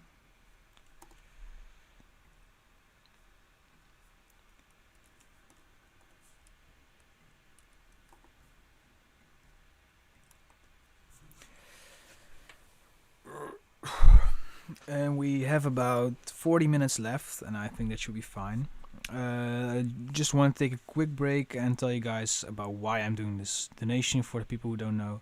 I am doing this as a fundraiser to help people donate to the Rainforest Trust Fund, the Rainforest Trust, sorry, and yeah, basically raise money to regrow trees around the earth and try and do something good for the world, because I feel like the world could use a little bit more trees, so we as a human species could survive for a little bit longer. So if you go to dreadlabs.net/donate, you will get to my Facebook fundraiser, where 100% of your donation will be donated to the Rainforest Trust. And if you do so, you'll have the chance of winning a Dreadlabs package with all of the graphic design assets in it. Or you can also just buy something off the Dreadlabs web store, and I will donate €1 of your order to the Rainforest Trust Fund myself. So you'll get some cool assets, or a t-shirt or a hoodie or whatever, and you've been helping the Rainforest Trust with that. And I'm going to show you real quick what the some samples of the exclusive graphics that you win if you donate to what it's called. If you donate to the Rainforest Trust. Also, if it doesn't work out with your, if you can't donate to my fundraiser on Facebook, if you just donate to the Rainforest Trust yourself and send me a proof that you donated, it doesn't matter how much, but then you also be able to win the Dreadlabs asset package. So these are some of the renders that I did. And I actually love how this one came out, and actually going to use it in the design here, because I feel like it fits. I love how grungy and stuff this is. Anyway, so this isn't even planned in yet, the plexiglass render package. So it might even come like later in 2021, and you'll be the first to have it if you win and donate to the Rainforest Trust Fund. And the other package that you will win, together with everything in the Dreadlabs web store, in terms of assets, is Dreadshapes Volume 2. And the only way that you could have obtained this was during Black Friday, because it's not in the web shop yet, and it will come in January. So you'll be the first one to have this if you donate to the Rainforest Trust, and you'll win the prize. So yeah, there's that. Sorry for a quick commercial rant, but yeah, that's the reason I'm doing this today. Let's get back into it. Let's go and grab back this to the tech. Go and put it to the background here. Give this an inner glow as well. Maybe a little bit smaller. I want to have like the tendrils to have it too. And then we can just duplicate it, remove the fill once more.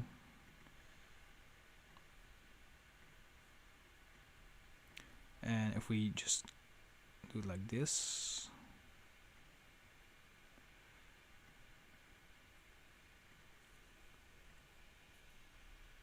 did I say 2121?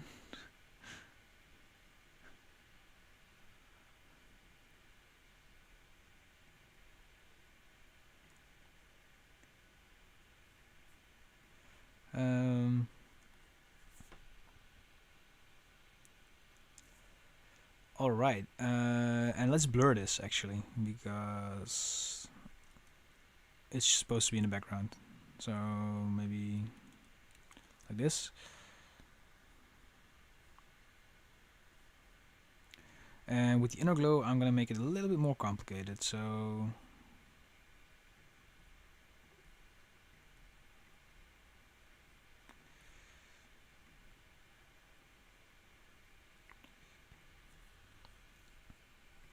and now we are going to grab our text here.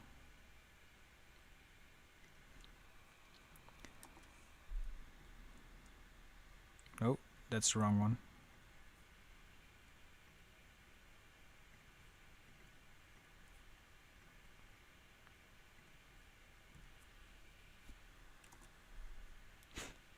Why is everyone saying 21 in the chat? Did I say 2121 or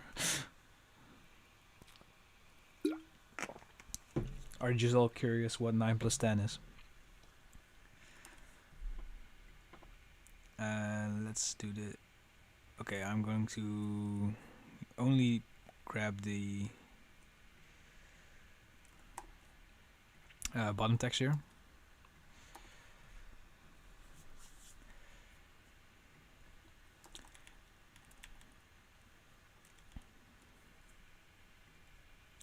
And I'm gonna do create this.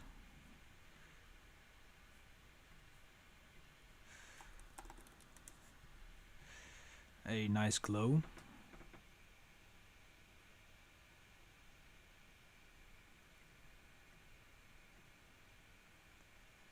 Or I'm actually gonna make it like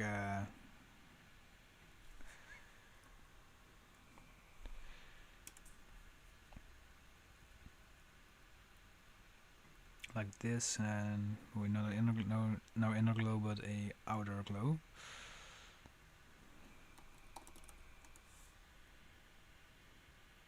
What's up, Lori? He's just copying everyone else.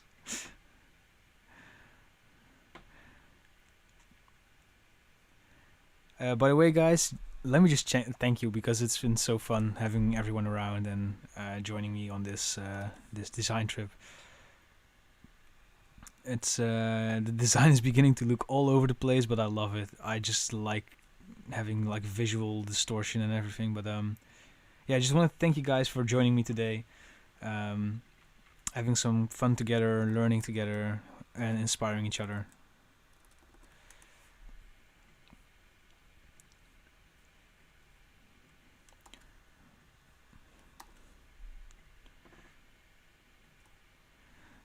For a second, I didn't even remember what this text here said, but let's go with this one and copy this layer style here, and I'm gonna go and paste it on rebuild D. Is it this one? Yeah.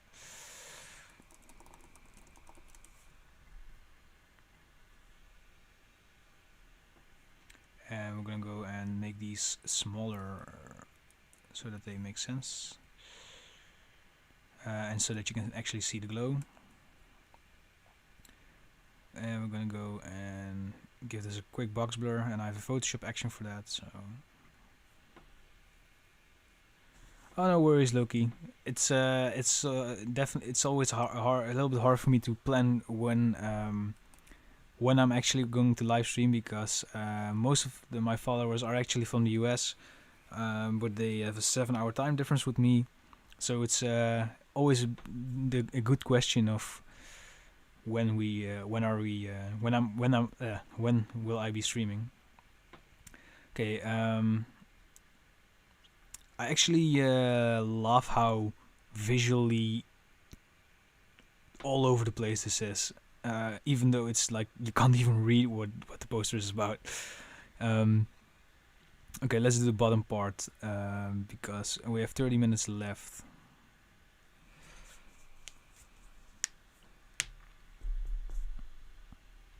So if you guys have any questions for me about graphic design, about music, about a career in doing any of this, yeah, I have still 30 minutes left, so let me know. and I'll try to answer it. Yeah, if I can.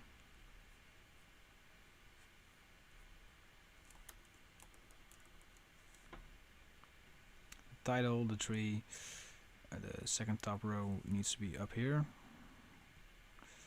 Frame. Oh, no, I'm not gonna print it yet.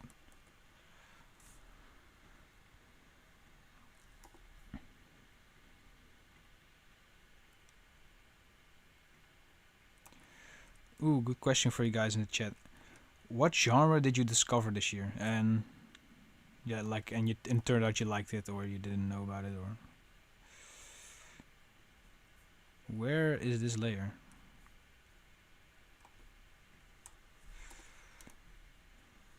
Oh, it's dark. I just didn't see it.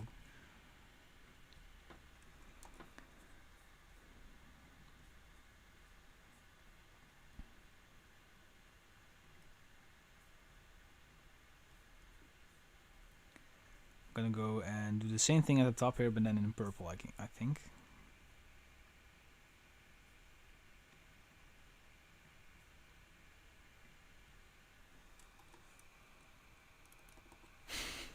Wait, for real?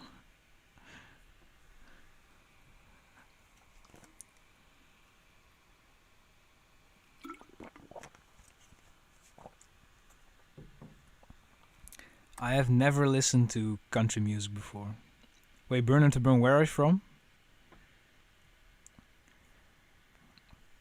What I love about like techno and rave music and everything is that it's just that you can discover like a new subgenre like every week or something, you know, and then you can just dive into it completely.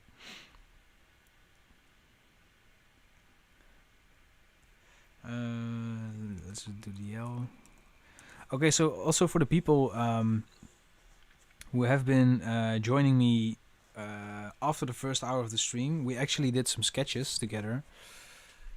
This one, and this one, and as you can see, this one is actually on screen right now because in the first part of the stream we sketched this out and made it in Illustrator.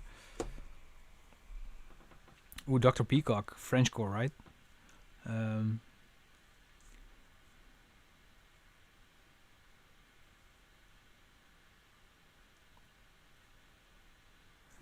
Oh, maybe like is country music like a thing in the UK, or I know it's like actually a big thing in the USA, but I just didn't know. I thought it was like a niche at first, but then I like discovered that country music is like actually like in the charts there and everything, right?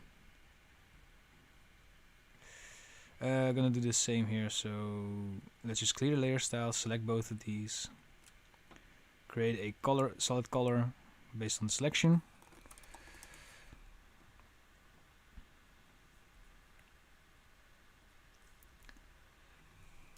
Bottom row. What I'm going to do now is I'm going to distort the mask here with our texture. And now I'm going to box blur it.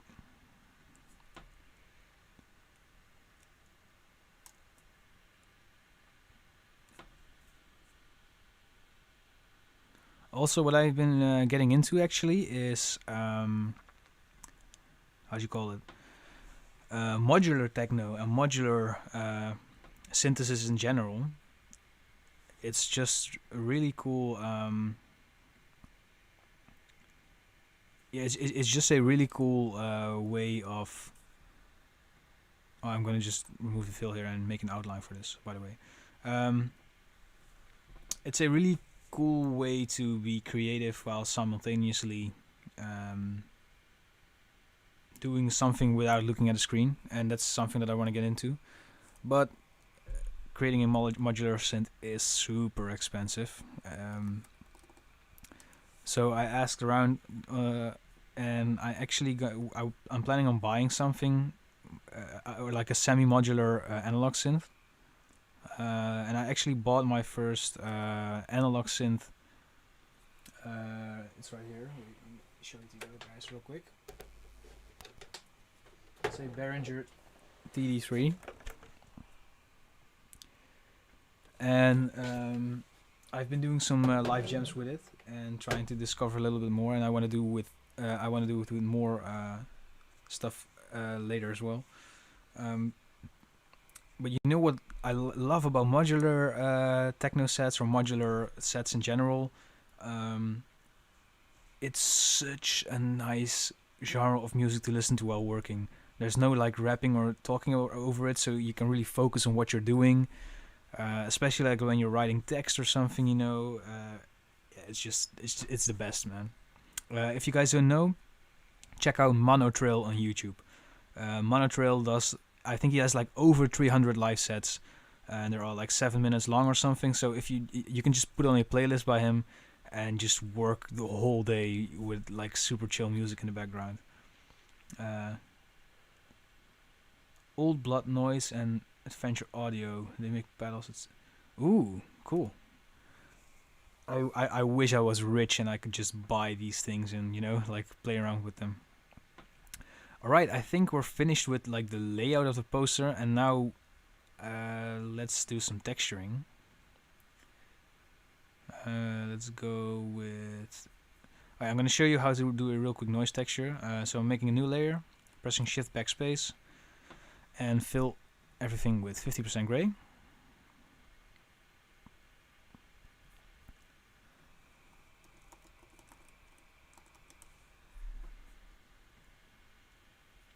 And if you go to filter, noise, add noise. Oh, and this is a lot. Let's go with 5% or something. Yeah, this is subtle.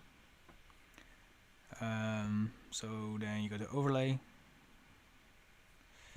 and you'll see this subtle grain pop up, and I just love that, especially in these like color like gradients in the background. And then I want to do one a little bit more harsh, general noise, for the bottom row here. So and I actually have a noise texture Photoshop action, so this will make the layer to the fill and add the noise automatically.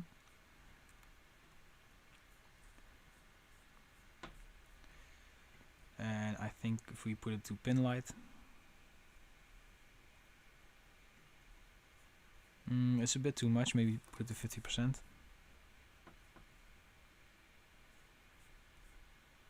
It just gives off this like paper print feel, I guess.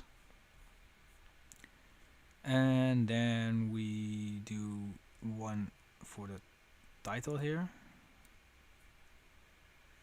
but not with pin light. It's a bit too much.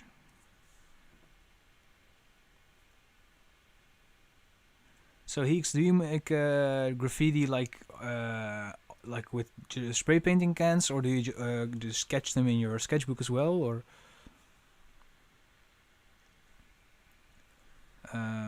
Yeah, I'm really curious because I've been meaning to get into graffiti a little bit more. I bought like a book to get into it a little bit better because I like the lettering style, and I feel like it also really adds to this and adds to the style that we've been designing.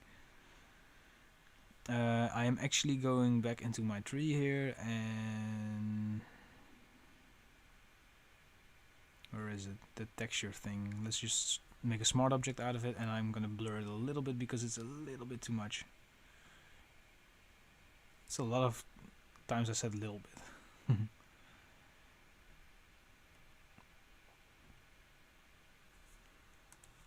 And what happens if we recolor the chain?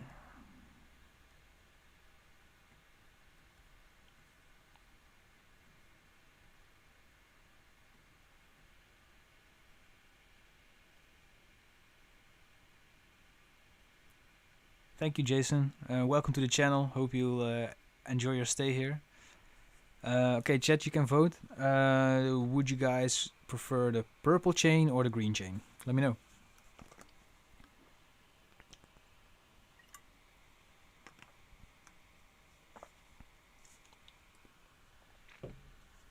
Right, it's a bit hard for me to, because I'm somewhat of a goody two shoes, so I don't really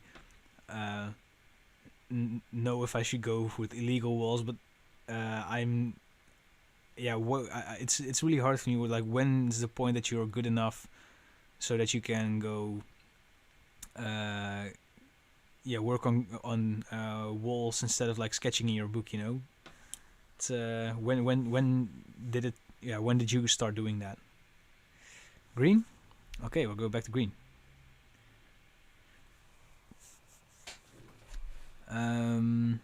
Maybe you will add another one because it's like kind of, you know, it's only going like this. Maybe like do some change here and here. So if we go to plexiglass chains,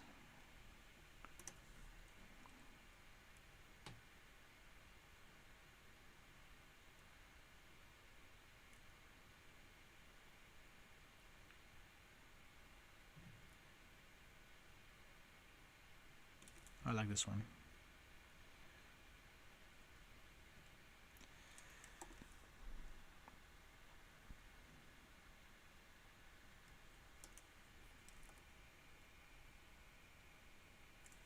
And I think we are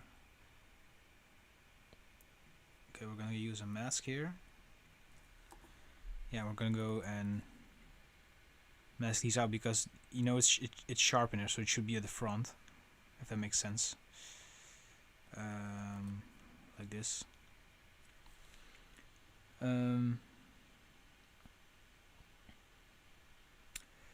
Alright guys, I think I'm gonna recolor this a little bit. So go and add a color overlay.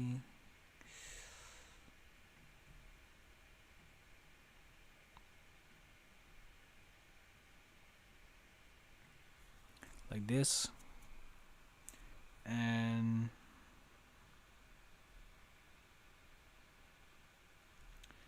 gonna go and put a little extra noise on here as well.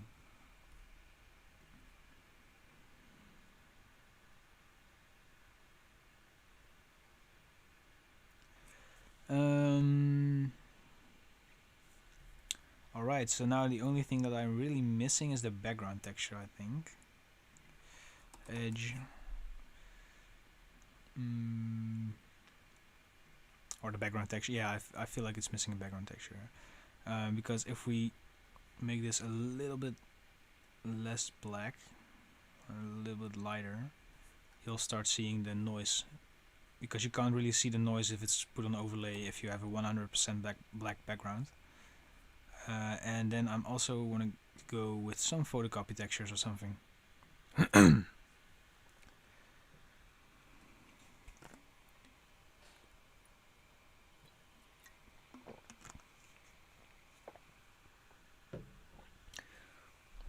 I actually owned like I had like a really big canvas,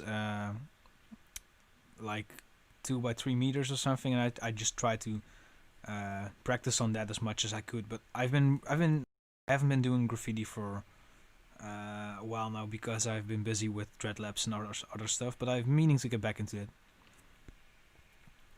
It would be cool to do like some graffiti, have people do some graffiti tutorials for Dreadlabs though. Let's go with the photocopies here. By the way, guys, I've been referencing these photocopy textures. You can just get them on texturefabric.com for free. Let's go with this one again.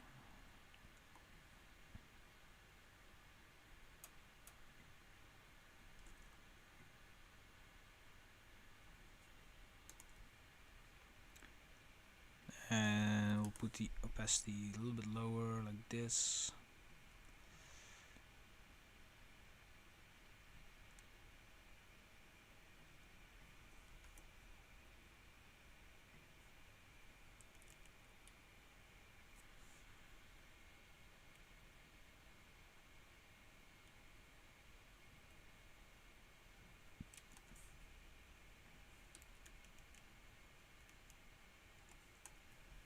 Alright, alright. I feel like where is it? Rebuild the lungs of the earth. Background, swirl shape. it needs a little bit more. So I'm gonna give it a outer glow as well.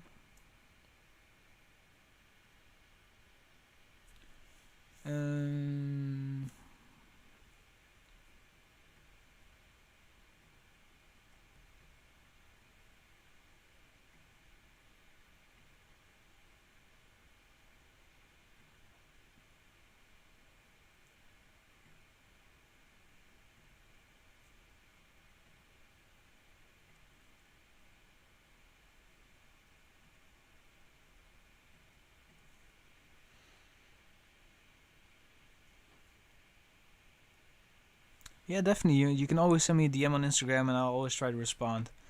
It would be cool to talk graffiti. And I think this should be a little bit more. Ooh, yeah. I like. I like this.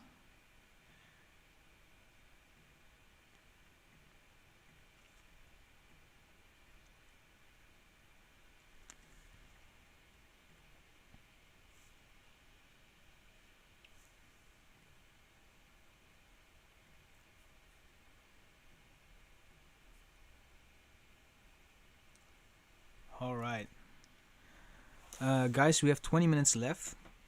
If you have any specific questions, you want me to explain anything, if you want me to do some more Illustrator stuff, or maybe some Cinema 4D stuff, or Photoshop, or whatever, have any questions about how to do a specific effect, because I feel like we're finished with the poster for now. If you have any questions about that, please let me know, because we have 20 minutes and I have 20 minutes to explain to you live, and I can answer all of your questions. So yeah, and yeah, I also love this chat. You've been amazing so far, and I love being with you today. And I thank you so much for uh, wanting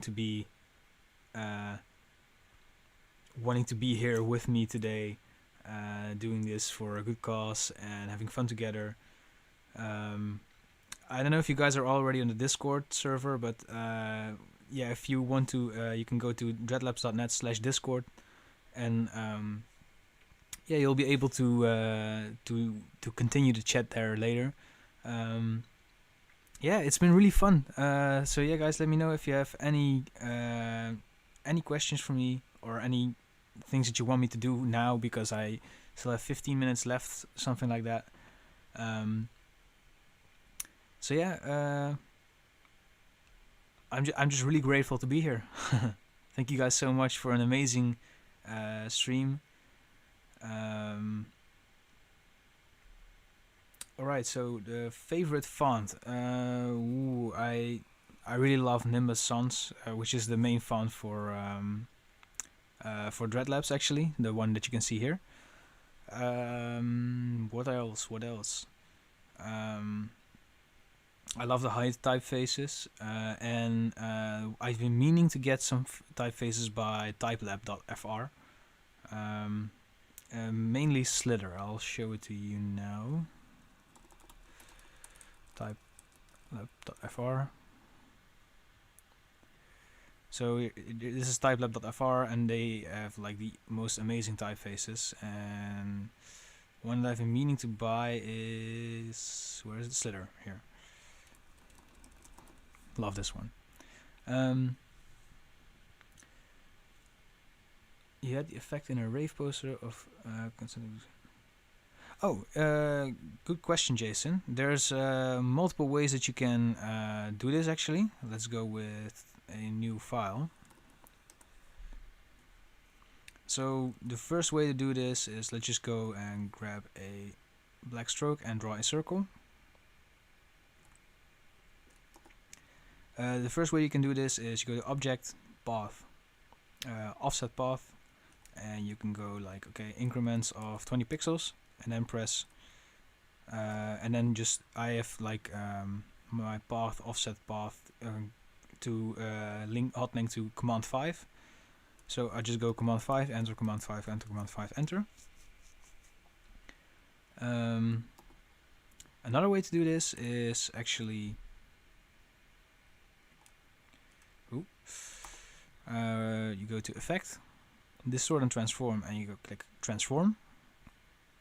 and you go and scale this by however you want, and then you can just increase the copies. And this will also create it, but in this way, this will be 70% of this will be 70% of this, so the and in the first way the distance will be the same, and in this way it won't be. So yeah, hope this answers your question.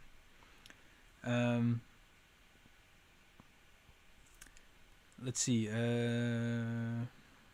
we want more streams. There will be more streams, also music related, in the future. What's the project settings for designer design? I'm not sure what you mean by that. With cover artworks, I always do 3000 by 3000 pixels and 72 dp or 150 dp, depends on whether it will be printed or not. But with 3000 by 3000 pixels, you're always good to go, because most of the social assets are always smaller than that.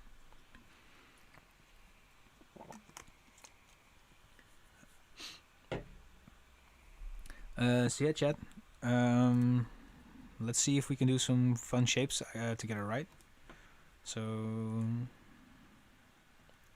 and if you have any questions about anything design related, or for poster design, thank you so much, Burner. Glad that you learned something today. Oh, it's okay. Poster design, I go usually with the normal settings by Photoshop. So, for example, this is A3, so I know I go to the print presets and go A4, but then the width I do ×2, and this way I have an A3 real quick. Make sure that the resolution is 300 pixels per inch. And what I do now is the printing company that I usually work with has a I don't know how to call it in English, actually, like a bleed, I think. Like they're gonna cut a pile of posters, so you have to have like this little bleed to work with. So if you go to View, New Guide Layout, and make sure all of these are at 0, and then I go to Image, Canvas Size, and I'll put this to millimeters as well. And what I want to do is I want to have it so that there's a 3mm bleed on every side. So what I'm going to do is just click this and press +6 and +6. And as you can see now, we have 3mm on the edge here. But you'll notice that this project is still RGB. So what I usually do is I get in touch with the printing company that I work with. I do my design, and at the end I try to convert it to profile. And I either use coated Fogra 27 or coated Fogra 39. And most of the times your printing company will know which settings you choose.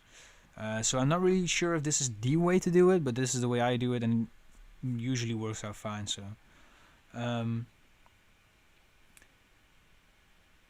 alright, so yeah, I hope this answers your question, Psychopathic, sorry, I didn't mean to call you a psycho.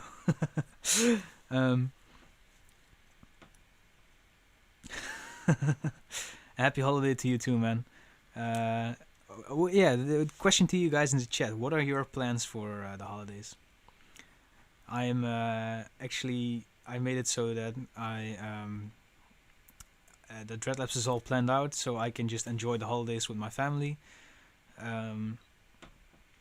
Because we in the Netherlands we have a rule with COVID that we can invite 3 people over, and we only have to invite 3 people over, which is great. So we don't have to leave anyone out during the holidays.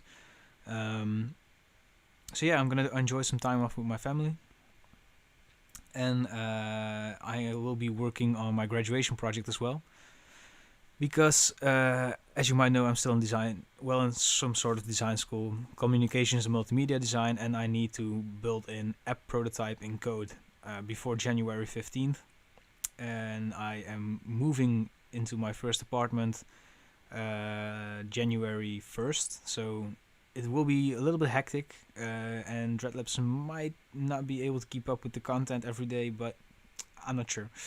But yeah, those are my plans for the holidays. Any updates for the world building project? Good question. Um, Actually, I've been writing it down, and once I'm finished with like college and I've moved in and settled, I will be doing live stream sessions where I will build 3D models and illustrations based on the stuff that we came up with. Um, so I basically, for example, we talked about. Wait, let me just grab my. Oh wait, sorry, I don't have sketches laying around here. Sorry. But yeah, for example, we talked about like the crazy people who lived on. We did a world building exercise in the last live stream, and I will be doing some 3D modeling of objects of the world. For example, you know, the flask with like the liquid that we talked about. I'm gonna try to do all of it in 3D rendering and see if we can actually create some cool stuff for the world building part on that. So yeah. But this will all go down once I'm settled in January because it's just too hectic at the moment. Oh, you're gonna paint non-stop? Cool. Was your is your family like into your painting and your artworks as well?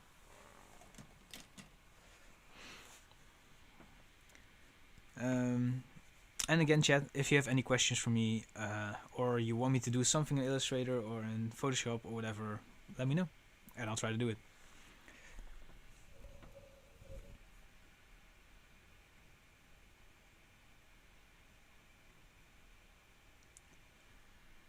Let's see if we can.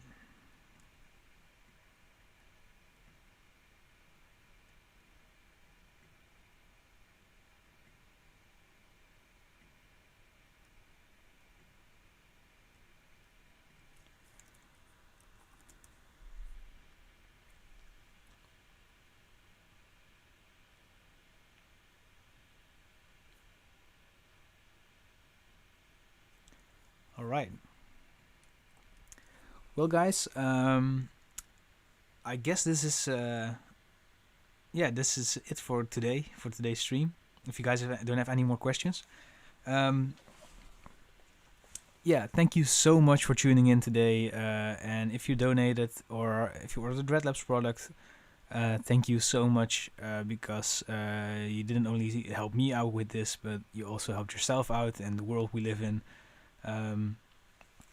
So yeah, there's that. If you still want to donate or still hesitating, you can go to dreadlabs.net/donate, or you can just send me proof that you donated to the Rainforest Trust directly, or you can order something in the web shop of dreadlabs.net, and I will donate €1 on every on every paid products that you bought. So yeah, thank you so much for tuning in. And this has been really cool. It's been kind of hectic for me because I've never done a 4-hour live stream before, but it was tons of fun. I hope you learned something today, and I hope you feel inspired.